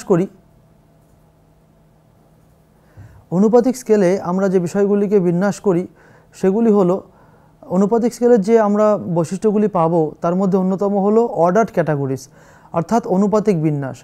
এই স্কেলে বিষয়বস্তুগুলিকে অর্ডার ওয়াইজ সাজানো হয়ে থাকে। যেমন আমরা বিভিন্ন অনুপাতে সাজাতে পারি, যেমন আমরা ওয়েট, লাইট, মিডিয়াম, হেভি এই রকমভাবে সাজাতে পারি। তাহলে অনুপাতিক স্কেলের বৈশিষ্ট্যগুলিকে আমরা এবার আলোচনা করব। তো অনুপাতিক স্কেলের বৈশিষ্ট্য হিসাবে প্রথমে আমরা বলতে পারি অর্ডার ক্যাটাগরিজ, অর্থাৎ বিষয়গুলিকে আমরা বিভিন্ন অর্ডারে সাজাতে পারি। যেমন আমরা ওয়েটকে লাইট, মিডিয়াম এবং হেভি এই তিনটি ক্যাটাগরিতে ভাগ করে বিন্যাস করতে পারি। আবার আরেকটি বৈশিষ্ট্য হচ্ছে ইকুয়াল ইন্টারভাল, অর্থাৎ অনুপাতিক স্কেলে যখন আমরা কোনো বিষয়কে সাজানোর চেষ্টা করব তখন সেখানে আমরা কিন্তু ইকুয়াল ইন্টারভাল বা সমান ব্যবধান করে সেটাকে বিন্যাস করতে পারি। 3 নম্বর হলো ট্রু জিরো পয়েন্ট, অর্থাৎ অনুপাত সূচক হলো একমাত্র এমন সূচক যেখানে সত্যিকারের জিরো নিয়েও আমরা কাজ করতে পারি। অর্থাৎ কোনো বিষয়ের সংখ্যা মান যদি জিরো হয় সেক্ষেত্রেও কিন্তু আমরা এই অনুপাতিক স্কেলে বা রেশিও স্কেলে সেটাকে রাখতে পারি। এবং 4 নম্বর হলো রেশিও ক্যালকুলেশন, অর্থাৎ আনুপাতিক গণনা। দুটি বিষয়ের মধ্যে যে রেশিওর বিন্যাস রয়েছে বা অনুপাতিক বিন্যাস রয়েছে সেটাও আমরা এই স্কেলের মাধ্যমে আলোচনা করতে পারি বা ব্যাখ্যা করতে পারি। ফলে বিষয়বস্তু আমাদের কাছে আরও অনেক বেশি মিনিংফুল হয়ে ওঠে বা বিষয়বস্তু আমাদেরকে আরও অনেক বেশি তথ্যসূত্র প্রদান করে থাকে। এবারে আমরা দেখব যে অনুপাত স্কেলের বৈশিষ্ট্যগুলি তাহলে কি কি। তাহলে অনুপাত স্কেলের বৈশিষ্ট্যের মধ্যে ওজন হতে পারে, যেটাকে আমরা কিলোগ্রাম বা পাউন্ড বা গ্রাম হিসাবে ব্যাখ্যা করতে পারি। আবার এখানে বয়সও কিন্তু চলে আসতে পারে, কারণ বয়সকে আমরা বছর, মাস, দিন এগুলোর ভিত্তিতে ব্যাখ্যা করতে পারি। এখানে দৈর্ঘ্য চলে আসতে পারে, যেটাকে মিটার, ইঞ্চি বা সেন্টিমিটার দিয়ে আমরা ব্যাখ্যা করব। এখানে একজন মানুষের আয়কেও ব্যাখ্যা করা যেতে পারে, যেখানে ডলার, ইউরো বা রুপি দিয়ে আমরা সেগুলিকে ব্যাখ্যা করতে পারি। এবং এই যে অনুপাতিক স্কেল, যেখানে বলা হলো যে এই স্কেলের প্রধান বৈশিষ্ট্য হচ্ছে বিষয়বস্তুকে আমরা জিরো দিয়েও কনসিডার করতে পারি, সেক্ষেত্রে কিন্তু এই যে আয়ের কথা আমরা বললাম, একজন মানুষের আয় জিরো হবে সেটা কিন্তু ঘটনা। একজন মানুষের আয় কিন্তু একেবারে জিরো হতে পারে, অর্থাৎ সে হয়তো কোনো কিছুই আয় করে না। তো এই রকমের বিষয়গুলি কিন্তু আমরা এই রেশিও স্কেলের মাধ্যমেও কনসিডার করতে পারি। এবার এই যে রেশিও স্কেলের কথা আমরা বললাম, এই রেশিও স্কেলের ইম্পর্টেন্সগুলি আমরা আলোচনা করব। সেক্ষেত্রে প্রথম যেটা আসে সেটা হলো সরাসরি তুলনা এবং ব্যাখ্যা, অর্থাৎ দুটো বিষয়ের মধ্যে যেহেতু অর্থাৎ সত্যিকারের জিরো থাকার ফলে আমরা বিষয়বস্তুগুলির মধ্যে সরাসরিভাবে কম্পেয়ার করতে পারি এবং সেগুলিকে সঠিকভাবে ব্যাখ্যা করতে পারি। এর আরেকটা গুরুত্বপূর্ণ বৈশিষ্ট্য হলো, আরেকটা গুরুত্বপূর্ণ দিক হলো উন্নত পরিসংখ্যানগত বিশ্লেষণ। যেহেতু রেশিও স্কেল পরিমাপক স্কেলের সর্বোচ্চ পর্যায়ের একটি স্কেল, তার ফলে এখানে সমস্ত রকমের স্ট্যাটিস্টিক্যাল মেজারগুলি প্রায় করা হয়ে থাকে। এই জন্য এখানে বলা হয় যে এই ধরনের পরিমাপের স্কেলের মাধ্যমে আমরা উন্নত ধরনের পরিসংখ্যান বিশ্লেষণ করে থাকি। বিশেষ করে আমরা রিগ্রেশন অ্যানালাইসিসের মতন জটিল এবং কঠিন স্ট্যাটিস্টিক্যাল মেজারমেন্ট কিন্তু এই রেশিও স্কেলের মাধ্যমে করতে পারি এবং সেখান থেকে একটি অ্যাডভান্স লেভেলের মডেলও আমরা তৈরি করে ফেলতে পারি এই রেশিও স্কেলগুলির মাধ্যমে। এবং আরেকটা গুরুত্বপূর্ণ দিক হলো সুনির্দিষ্ট ভবিষ্যৎবাণী এবং মডেল। আমরা যেহেতু অনেক জটিল এবং কঠিন বিষয়কে লজিক্যালি এই রেশিও স্কেলের মাধ্যমে অ্যানালাইসিস করতে পারি, সেক্ষেত্রে সেই অ্যানালাইসিস থেকে প্রাপ্ত ফলাফলের ভিত্তিতে আমরা যদি কোনো ভবিষ্যতের ফলাফল সম্বন্ধে মত প্রকাশ করি, সেটা কিন্তু অনেকটাই সঠিক হয়ে ওঠে এবং তার বেসিসে এবং এই ধরনের উচ্চ পর্যায়ের গবেষণা এবং উচ্চ পর্যায়ের অ্যানালাইসিসের ভিত্তিতে আমরা ভবিষ্যতের জন্য মডেল তৈরি করতে পারি, যে মডেল সেই একই রকম কনটেক্সটে কিন্তু একই রকমের ফলাফল দেওয়ার সম্ভাবনাময় হয়ে উঠবে। তাহলে আমরা যে 4টে স্কেলের কথা আলোচনা করলাম, সেই স্কেলগুলি স্ট্যাটিস্টিক্যাল অ্যানালাইসিসের ক্ষেত্রে খুবই তাৎপর্যপূর্ণ। এবার আমাদেরকে বুঝে নেওয়া উচিত যে এই যে স্কেলগুলির কথা আমরা বললাম, সেই স্কেলগুলি অনুযায়ী যদি আমরা ভাবি যে কোন স্কেলে, তো একটা বিষয় খুব আমাদের সমস্যা হয়, সেটা হলো কোন স্কেলের তথ্যের জন্যে আমরা কীরকম স্ট্যাটিস্টিক্যাল অ্যানালাইসিস করতে পারি। তো এখন আমাদের আলোচনার বিষয় হলো এই স্কেল অনুযায়ী অ্যানালাইসিস অপশানগুলো কী কী থাকবে। তাহলে প্রথমে আমাদের যে নমিনাল স্কেলের কথা বলা হয়েছিল, যেখানে বলেছিলাম এটি পরিমাপের সবথেকে নিম্নমানের স্কেল, এই স্কেলের যে স্ট্যাটিস্টিক্যাল অ্যানালাইসিসগুলি হয় তা হলো এই স্তরে খুব সীমিত কয়েকটি স্ট্যাটিস্টিক্যাল অ্যানালাইসিস করা যায়, যার মধ্যে অন্যতম হলো ফ্রিকোয়েন্সি অ্যানালাইসিস। অর্থাৎ এখানে যেহেতু শুধুমাত্র নামের ভিত্তিতে অ্যানালাইসিস করা হয়ে থাকে, তার জন্য এখানে ফ্রিকোয়েন্সি অ্যানালাইসিস একটি অন্যতম গুরুত্বপূর্ণ দিক। এছাড়াও যে সমস্ত তথ্যগুলি কাউন্টেবল বা যেগুলিকে আমাদের কাউন্ট করে একটা সিদ্ধান্তে আসতে হয়, সেক্ষেত্রে আমরা কিন্তু এই নমিনাল স্কেলগুলি ব্যবহার করতে পারি। এবং যদি আরেকটু ডিটেলসে আমরা ভাবি, তাহলে কিন্তু কাই স্কোয়ার বা মিডিয়ান টেস্টের মতন স্কেলগুলি মেজারমেন্টের ক্ষেত্রে, তাহলে কিন্তু কাই স্কোয়ারের মতন মেজারমেন্টের ক্ষেত্রে আমরা এই সকল নমিনাল স্কেলগুলি ব্যবহার করতে পারি। এবং দ্বিতীয় ছিল আমাদের অর্ডিনাল স্কেল। অর্ডিনাল স্কেলের যে মেজারমেন্ট, সেই মেজারমেন্টের ক্ষেত্রে আমরা র্যাঙ্ক ডিফারেন্স দেখতে পারি, বা এই ধরনের স্কেলগুলির মাধ্যমে আমরা ইউ টেস্ট, যেটাকে বলা হয় ম্যান উইথনি ইউ টেস্ট, সেই ম্যান উইথনি ইউ টেস্টকেও কিন্তু আমরা এখানে অ্যানালাইসিস করতে পারি। আবার যদি আমরা ইন্টারভাল স্কেলের কথা বলি, ইন্টারভাল স্কেল যেহেতু অনেকটাই উচ্চ পর্যায়ের পরিমাপক স্কেল, সেহেতু এখানে নানান রকমের স্ট্যাটিস্টিক্যাল মেজারগুলো করা যেতে পারে। যেমন এখানে আমরা টি টেস্ট করতে পারি, এখানে আমরা অ্যানোভা করতে পারি, বা এখানে আমরা দুটি বিষয়ের মধ্যে যে রিলেশান, সেই রিলেশানগুলিকে অ্যানালাইসিস করার জন্যে কোরিলেশনাল অ্যানালাইসিস করতে পারি। এবং পরিশেষে যে রেশিও স্কেল হলো পরিমাপের সর্বোচ্চ পর্যায়ের স্কেল, এবং এই স্কেলের মাধ্যমে আমরা প্রায় সকল ধরনের স্ট্যাটিস্টিক্যাল অ্যানালাইসিসই করতে পারি। বিশেষ করে রিগ্রেশন প্রেডিকশনের মতন যে হায়ার লেভেলের স্ট্যাটিস্টিক্যাল অ্যানালাইসিস, সেগুলো কিন্তু এই রেশিও স্কেলের মাধ্যমে করা সম্ভব। এছাড়াও বাকি যে স্ট্যাটিস্টিক্যাল মেজারগুলো আমরা আগের স্কেলগুলিতে করা যায় বলে দাবি করলাম, সেই সমস্তগুলোই কিন্তু রেশিও স্কেলের মাধ্যমেও করা সম্ভব হয়ে ওঠে। এবার আমরা এই যে 4টে স্কেলের কথা বললাম, এই 4টে স্কেলকে তুলনা করে দেখব যে একটা স্কেল আরেকটা স্কেলের থেকে কীভাবে, এবার আমরা দেখব যে এই যে 4টে স্কেলের কথা আমরা বললাম, এই 4টে স্কেল একজনের থেকে একটা স্কেল, এই 4টে স্কেল কীভাবে ডিফারেন্সিয়েটেড, বা একটা স্কেলের সাথে আরেকটা স্কেলের কী পার্থক্য রয়েছে। তো আমরা এই পার্থক্যগুলি আলোচনার ক্ষেত্রে প্রথমে দেখব যে ডেটা টাইপ বা তথ্যের ধরন অনুযায়ী নমিনাল স্কেল কেমন হবে এবং বাকি স্কেলগুলি বা কেমন হবে। তো যদি ডেটা টাইপ বা তথ্যের ধরনের কথা ভাবি, তাহলে নমিনাল স্কেলের যে ডেটা টাইপ, তা সাধারণত কিন্তু কোয়ালিটেটিভ বা গুণগত হয়ে থাকে। অপরদিকে যদি ক্রমসূচক স্কেলের কথা বলি, তাহলে ক্রমসূচক স্কেলের যে ডেটা টাইপ, সেই টাইপ কিন্তু কোয়ালিটেটিভ এবং কোয়ান্টিটেটিভ দুরকমেরই হতে পারে। অর্থাৎ এখানে আমরা বিভিন্ন অর্ডারগুলিকে যেমন কোয়ালিটেটিভ ওয়েতে ব্যাখ্যা করতে পারি, তার পাশাপাশি সেগুলিকে আমরা কোয়ান্টিটেটিভ ওয়েতেও কিন্তু ব্যাখ্যা করতে পারি। আবার ব্যাপ্তিসূচক স্কেলের কথা যদি ভাবি, সেখানে ডেটাগুলোর যে ধরন বা ডেটার যে ক্যারেক্টার, সেটা কিন্তু হতে হবে অবশ্যই কোয়ান্টিটেটিভ। একই রকমভাবে অনুপাতসূচক স্কেলেরও যে ডেটার টাইপ, সেটা কিন্তু কোয়ান্টিটেটিভ হতে হবে। এবার আমরা দেখব যে এই যে চার রকমের স্কেলের কথা বললাম, এই চার রকমের স্কেলের মধ্যে ক্যাটাগরিজের ক্ষেত্রে কি পার্থক্য রয়েছে, অর্থাৎ শ্রেণীকরণের ক্ষেত্রে চারটি স্কেলের মধ্যে কি পার্থক্য। তো প্রথমে নামসূচক স্কেল। এক্ষেত্রে যে ক্যাটাগরাইজেশন করা হয় তা হলো ডিস্টিংক্ট নো ইনহেরেন্ট অর্ডার, অর্থাৎ ক্যাটাগরাইজেশন করার ক্ষেত্রে নামসূচক স্কেলে কোনো রকমের ইনহেরেন্ট অর্ডার মেনটেন করা হয় না। অর্থাৎ এখানে যে ক্যাটাগরাইজেশনগুলো করা হয় সেই ক্যাটাগরির মধ্যে একটা ক্যাটাগরির সাথে আরেকটা ক্যাটাগরির পার্থক্যের বিচারে কোনো ক্রম বা কোনো র্যাঙ্ক কিন্তু আসে না।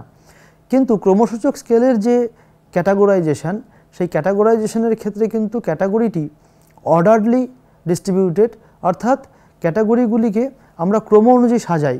কিন্তু এক্ষেত্রে একটি গুরুত্বপূর্ণ বিষয় হলো এই যে ক্রম অনুযায়ী আমরা সাজালাম, এই ক্রমটা কিন্তু ইকুয়াল নয়, বা একটা র্যাঙ্ক একটা বিষয়ের সাথে আর একটা বিষয়ের যে র্যাঙ্কগত পার্থক্য, সেই র্যাঙ্কের ব্যবধান কিন্তু সমান নয়। আবার ব্যাপ্তিসূচক স্কেলের কথা যদি আমরা ভাবি, সেখানে যে শ্রেণীকরণ করা হয় সেই শ্রেণীকরণটি অবশ্যই অর্ডার্ড, কিন্তু এই শ্রেণীকরণের ক্ষেত্রে মূল বিষয় হলো এই অর্ডারটি ইকুয়াল হয়ে থাকে, অর্থাৎ একটি র্যাঙ্কের সাথে পরবর্তী র্যাঙ্কের যে ব্যবধান সেই ব্যবধান সমান হয়ে থাকে। যেমন আমরা বললাম যে 10 থেকে 20, 20 থেকে 30, 30 থেকে 40, এই যে কতগুলো অর্ডার বা কতগুলি ব্যবধানের কথা বললাম, সেই ব্যবধানগুলি কিন্তু একটার সাথে আরেকটির ইকুয়াল ইন্টারভাল রয়েছে বা ইকুয়াল ব্যবধান রয়েছে, যেটা ক্রমসূচক স্কেলে থাকে না। ব্যাপ্তিসূচক স্কেলের মধ্যে এই বৈশিষ্ট্যটি লক্ষ্য করা যায়। এবং যদি আমরা রেশিও স্কেল বা অনুপাতসূচক স্কেলের ক্যাটাগরাইজেশনের কথা বলি, সেক্ষেত্রে ক্যাটাগরিগুলো অর্ডারলি করা হয়ে থাকে এবং ব্যাপ্তিসূচক স্কেলের মতোই এখানে ক্যাটাগরিগুলি ইকুয়াল অর্ডারে সাজানো থাকে বা ইকুয়াল ইন্টারভালে সাজানো থাকে। এবং এখানে আরেকটা গুরুত্বপূর্ণ দিক হলো সত্যিকারের 0 পয়েন্টেরও একটা অপশান বা একটা অর্ডার থাকতে পারে, অর্থাৎ শুরুটা সত্যিকারের 0 থেকেও হতে পারে, তো এই হচ্ছে ক্যাটাগরির বিভিন্ন পার্থক্য। এই হলো শ্রেণীকরণের দিক দিয়ে বিভিন্ন রকমের স্কেলের পার্থক্য। এবার আমরা দেখব যে এই যে চারটে স্কেল, সেক্ষেত্রে আমরা কোন কোন কাজগুলো করতে পারি, বা এই চারটে স্কেলের মাধ্যমে আমরা কোন কোন স্ট্যাটিস্টিক্যাল মেজারগুলো করতে পারি। এক্ষেত্রে নামসূচক স্কেলের কথা যদি আমরা ভাবি, সেক্ষেত্রে আমরা দেখব যে শুধুমাত্র ফ্রিকোয়েন্সি অ্যানালাইসিস করাটাই এই স্কেলের মধ্যে সবথেকে উপযুক্ত কাজ, বা এই স্কেলের মাধ্যমে ফ্রিকোয়েন্সি অ্যানালাইসিসটি আমরা সবথেকে ভালোভাবে করতে পারি। আবার যদি ক্রমসূচক স্কেলের কথা বলি, সেখানে আমরা ফ্রিকোয়েন্সি অ্যানালাইসিস তো করতে পারবোই, তার পাশাপাশি আমরা বেসিক কিছু কম্প্যারিজনমূলক অ্যানালাইসিসও কিন্তু করতে পারবো। আমরা কিছু বেসিক কম্প্যারিজনও এই ধরনের স্কেলের মাধ্যমে করতে পারি। অপরদিকে ব্যাপ্তিসূচক স্কেলের মধ্যে ফ্রিকোয়েন্সি অ্যানালাইসিসের পাশাপাশি আমরা বেসিক কম্প্যারিজন করতে পারি, এবং তার সাথে সাথে আমরা অ্যাভারেজ বা আমরা বিভিন্ন রকমের ডিফারেন্সেস বা অন্যান্য যে সমস্ত স্ট্যাটিস্টিক্যাল টেস্টগুলি আছে তার বেশিরভাগটাই আমরা কিন্তু এই ব্যাপ্তিসূচক স্কেলের মাধ্যমে করতে পারি। সুতরাং ব্যাপ্তিসূচক স্কেলের মাধ্যমে আমরা ফ্রিকোয়েন্সি অ্যানালাইসিস, আমরা বেসিক কম্প্যারিজন এবং তার পাশাপাশি অ্যাভারেজের মতন বা আরও যে সমস্ত অন্যান্য স্ট্যাটিস্টিক্যাল মেজারগুলি রয়েছে তার বেশিরভাগই আমরা কিন্তু ব্যাপ্তিসূচক স্কেলের মাধ্যমে করতে পারি। এবং পরিশেষে রয়েছে অনুপাতসূচক স্কেল, যেখানে আমরা ফ্রিকোয়েন্সি অ্যানালাইসিস, আমরা বেসিক কম্প্যারিজন, অ্যাভারেজ, ডিফারেন্সেস এবং আরও যত রকমের স্ট্যাটিস্টিক্যাল মেজারগুলি আছে সমস্ত স্ট্যাটিস্টিক্যাল মেজারই কিন্তু এই অনুপাতসূচক স্কেলের মাধ্যমে আমরা করতে পারি। আরেকটি বিষয় আমরা এখানে দেখব, সেটা হলো, এবং এই যে 4 রকমের স্কেলের কথা বললাম, এই 4 রকমের স্কেলের যদি আমরা এক্সাম্পলের কথা ভাবি, সেক্ষেত্রে এক্সাম্পলের ক্ষেত্রেও কিন্তু এদের মধ্যে পার্থক্যগত দিক রয়েছে, বা এক্সাম্পলের ভিত্তিতে আমরা এদের যে পার্থক্য সেই পার্থক্যগুলিকে আরেকটু ভালো করে বুঝতে পারবো। তাহলে নামসূচক স্কেলের এক্সাম্পল হিসাবে আমরা হেয়ার কালারের কথা বলতে পারি। আমরা বলতে পারি যে কিছু মানুষের হয়তো হেয়ার কালার দেখলাম ব্ল্যাক, কিছু মানুষের হেয়ার কালার হয়তো আমরা দেখলাম গোল্ডেন, বা কিছু মানুষের হেয়ার কালার আমরা দেখলাম হোয়াইট। তাহলে এই যে ব্ল্যাক, গোল্ডেন এবং হোয়াইট 3 রকমের হেয়ার কালার, এর বেসিসে আমরা নমিনাল স্কেলকে ব্যাখ্যা করতে পারি, এবং আমরা ব্লাড গ্রুপকেও কিন্তু নমিনাল স্কেলের মধ্যে ধরবো। কেননা এখানে আমরা কোনো রকমের ব্লাড গ্রুপকে ব্যাখ্যা করার সময় আমরা এখানে কোনো রকমের কোনো রকমের আমরা যে বিষয়টির উপর সবথেকে গুরুত্ব দিই সেটা হলো বিভিন্ন ক্যাটাগরির ব্লাডকে আইডেন্টিফিকেশান করা। যেমন আমরা বলি এ ব্লাড, বি ব্লাড, এবি এবং ও ব্লাড।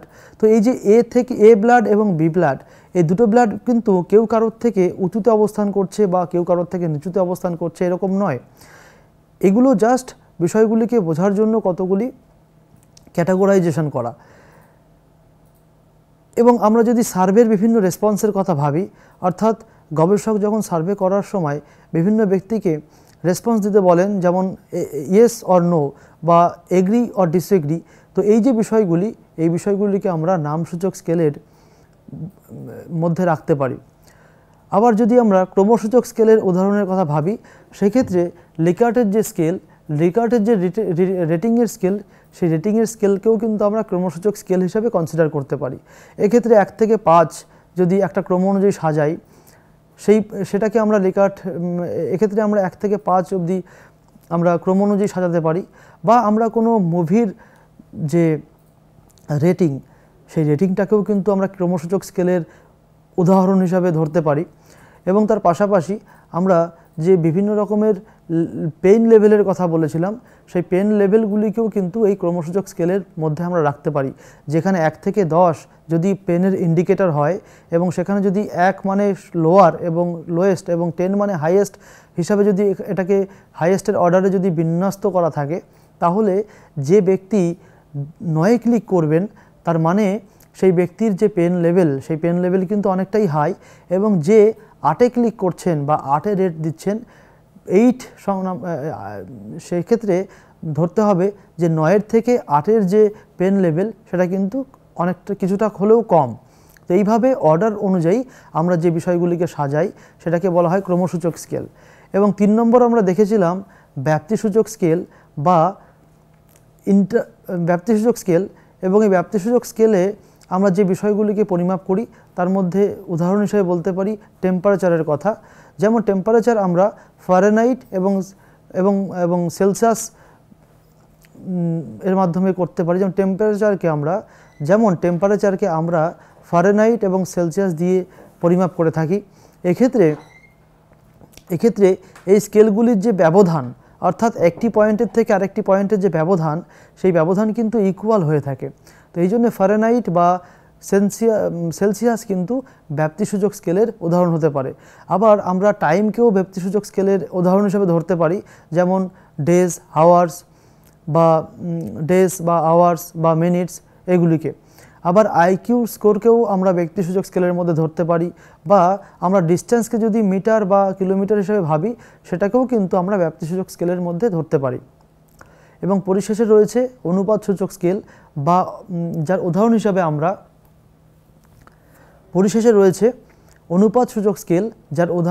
আমরা ওয়েট, এজ এগুলিকে ব্যাখ্যা করতে পারি। ওয়েট, এজ বা ইনকাম এগুলিকে ব্যাখ্যা করতে পারি।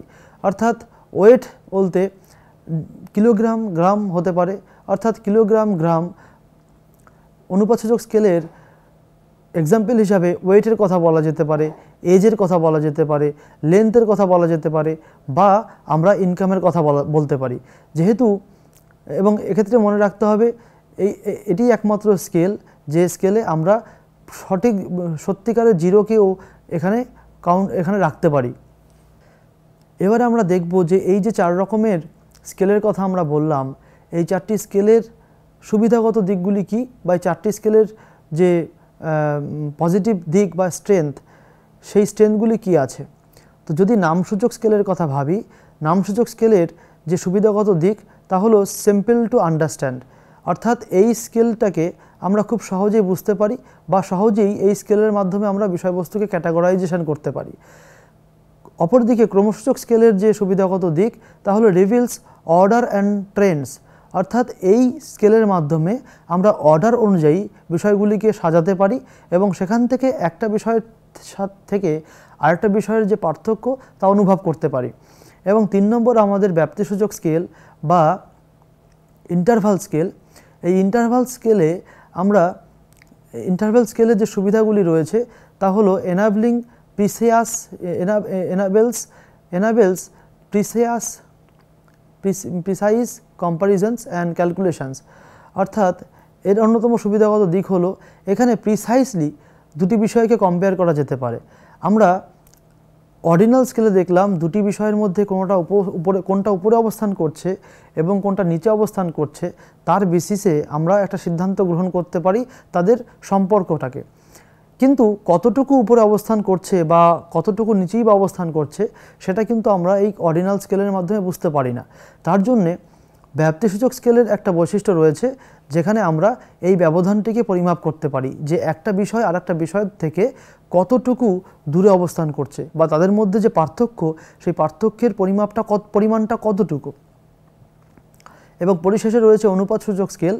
এটাকে যেহেতু বলা হয় মোস্ট পাওয়ারফুল স্কেল বা মোস্ট ইনসাইটফুল স্কেল, এর মাধ্যমে সমস্ত রকমের অ্যাডভান্সড স্ট্যাটিস্টিক্যাল অ্যানালাইসিসগুলো আমরা করতে পারি বা অ্যাডভান্স লেভেলের রিসার্চের যে অ্যানালাইসিস সেগুলিকে আমরা কিন্তু অনুপাতসূচক স্কেলের মাধ্যমে করতে পারি। এবং শেষে আমরা আরেকটা বিষয় দেখব, সেটা হলো এই যে স্কেলগুলির কথা আমরা বললাম এই স্কেলগুলি মূলত কোন কোন ক্ষেত্রে প্রয়োগ করা হয়ে থাকে বা এই স্কেলগুলির প্রয়োগিক দিকগুলি কোনগুলো। তো প্রথমেই রয়েছে আমাদের নামসূচক স্কেল। সেক্ষেত্রে আমরা দেখব যে নামসূচক স্কেলকে যদি আমরা প্রয়োগ করতে চাই তাহলে তার ক্ষেত্রগুলি কি কি হবে। তো আমরা নামসূচক স্কেলকে সার্ভেতে বা ডেসক্রিপটিভ স্ট্যাটিস্টিক্সের মধ্যে, বিশেষ করে ফ্রিকোয়েন্সি অ্যানালাইসিস বা বিষয়বস্তুকে ক্লাসিফিকেশনের করার ক্ষেত্রে কিন্তু আমরা এই নামকরণ স্কেলকে অ্যাপ্লাই করতে পারি। অপরদিকে ক্রমসূচক স্কেলকে আমরা যদি র্যাঙ্কিং ডেটা অ্যানালাইসিস করতে চাই বা র্যাঙ্ক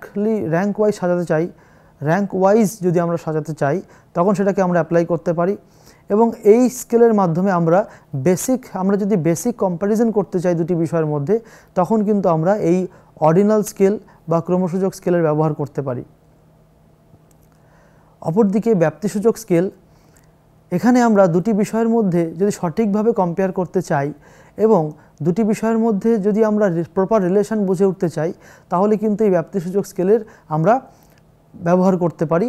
এবং এক্ষেত্রে আমাদের যে গবেষণার ফলাফল বা আমাদের যে অ্যানালাইসিস এর ফলাফল সেই ফলাফলের মাধ্যমে আমরা নতুন বিষয় সম্বন্ধে প্রেডিকশনও করতে পারি।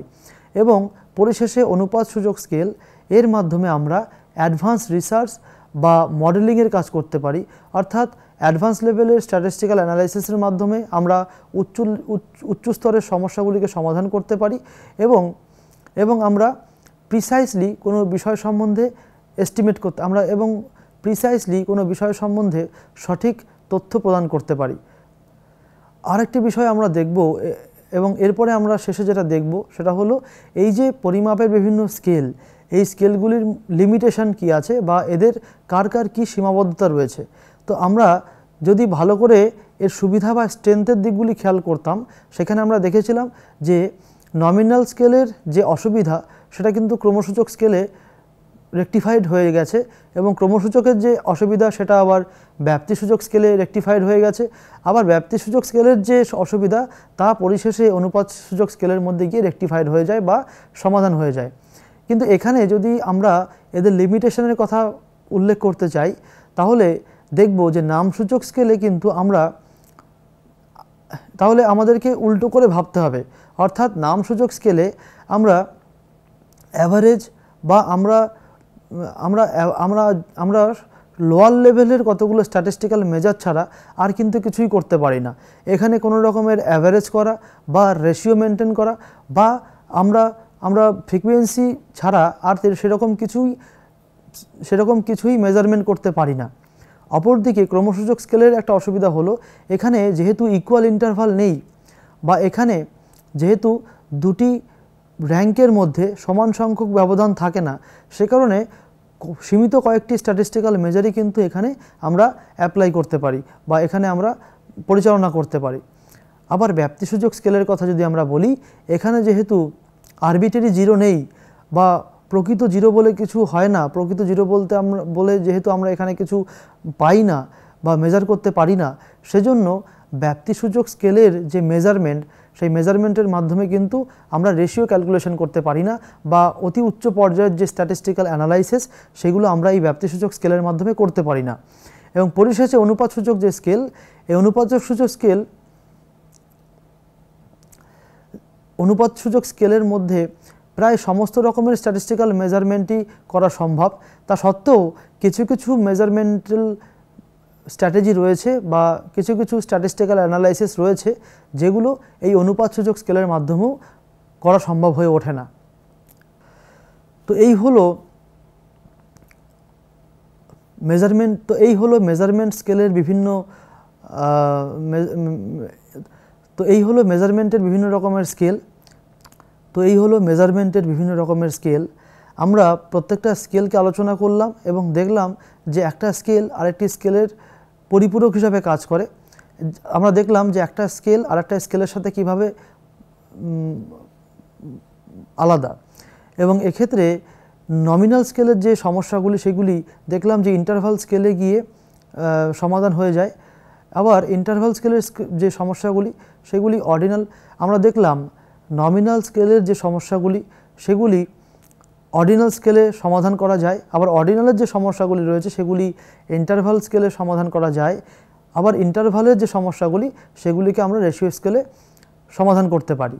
তাহলে মেজারমেন্টের ক্ষেত্রে এই তিনটে স্কেল আমরা অ্যানালিটিক ওয়েতে ডিসকাশন করলাম। ফলে দেখা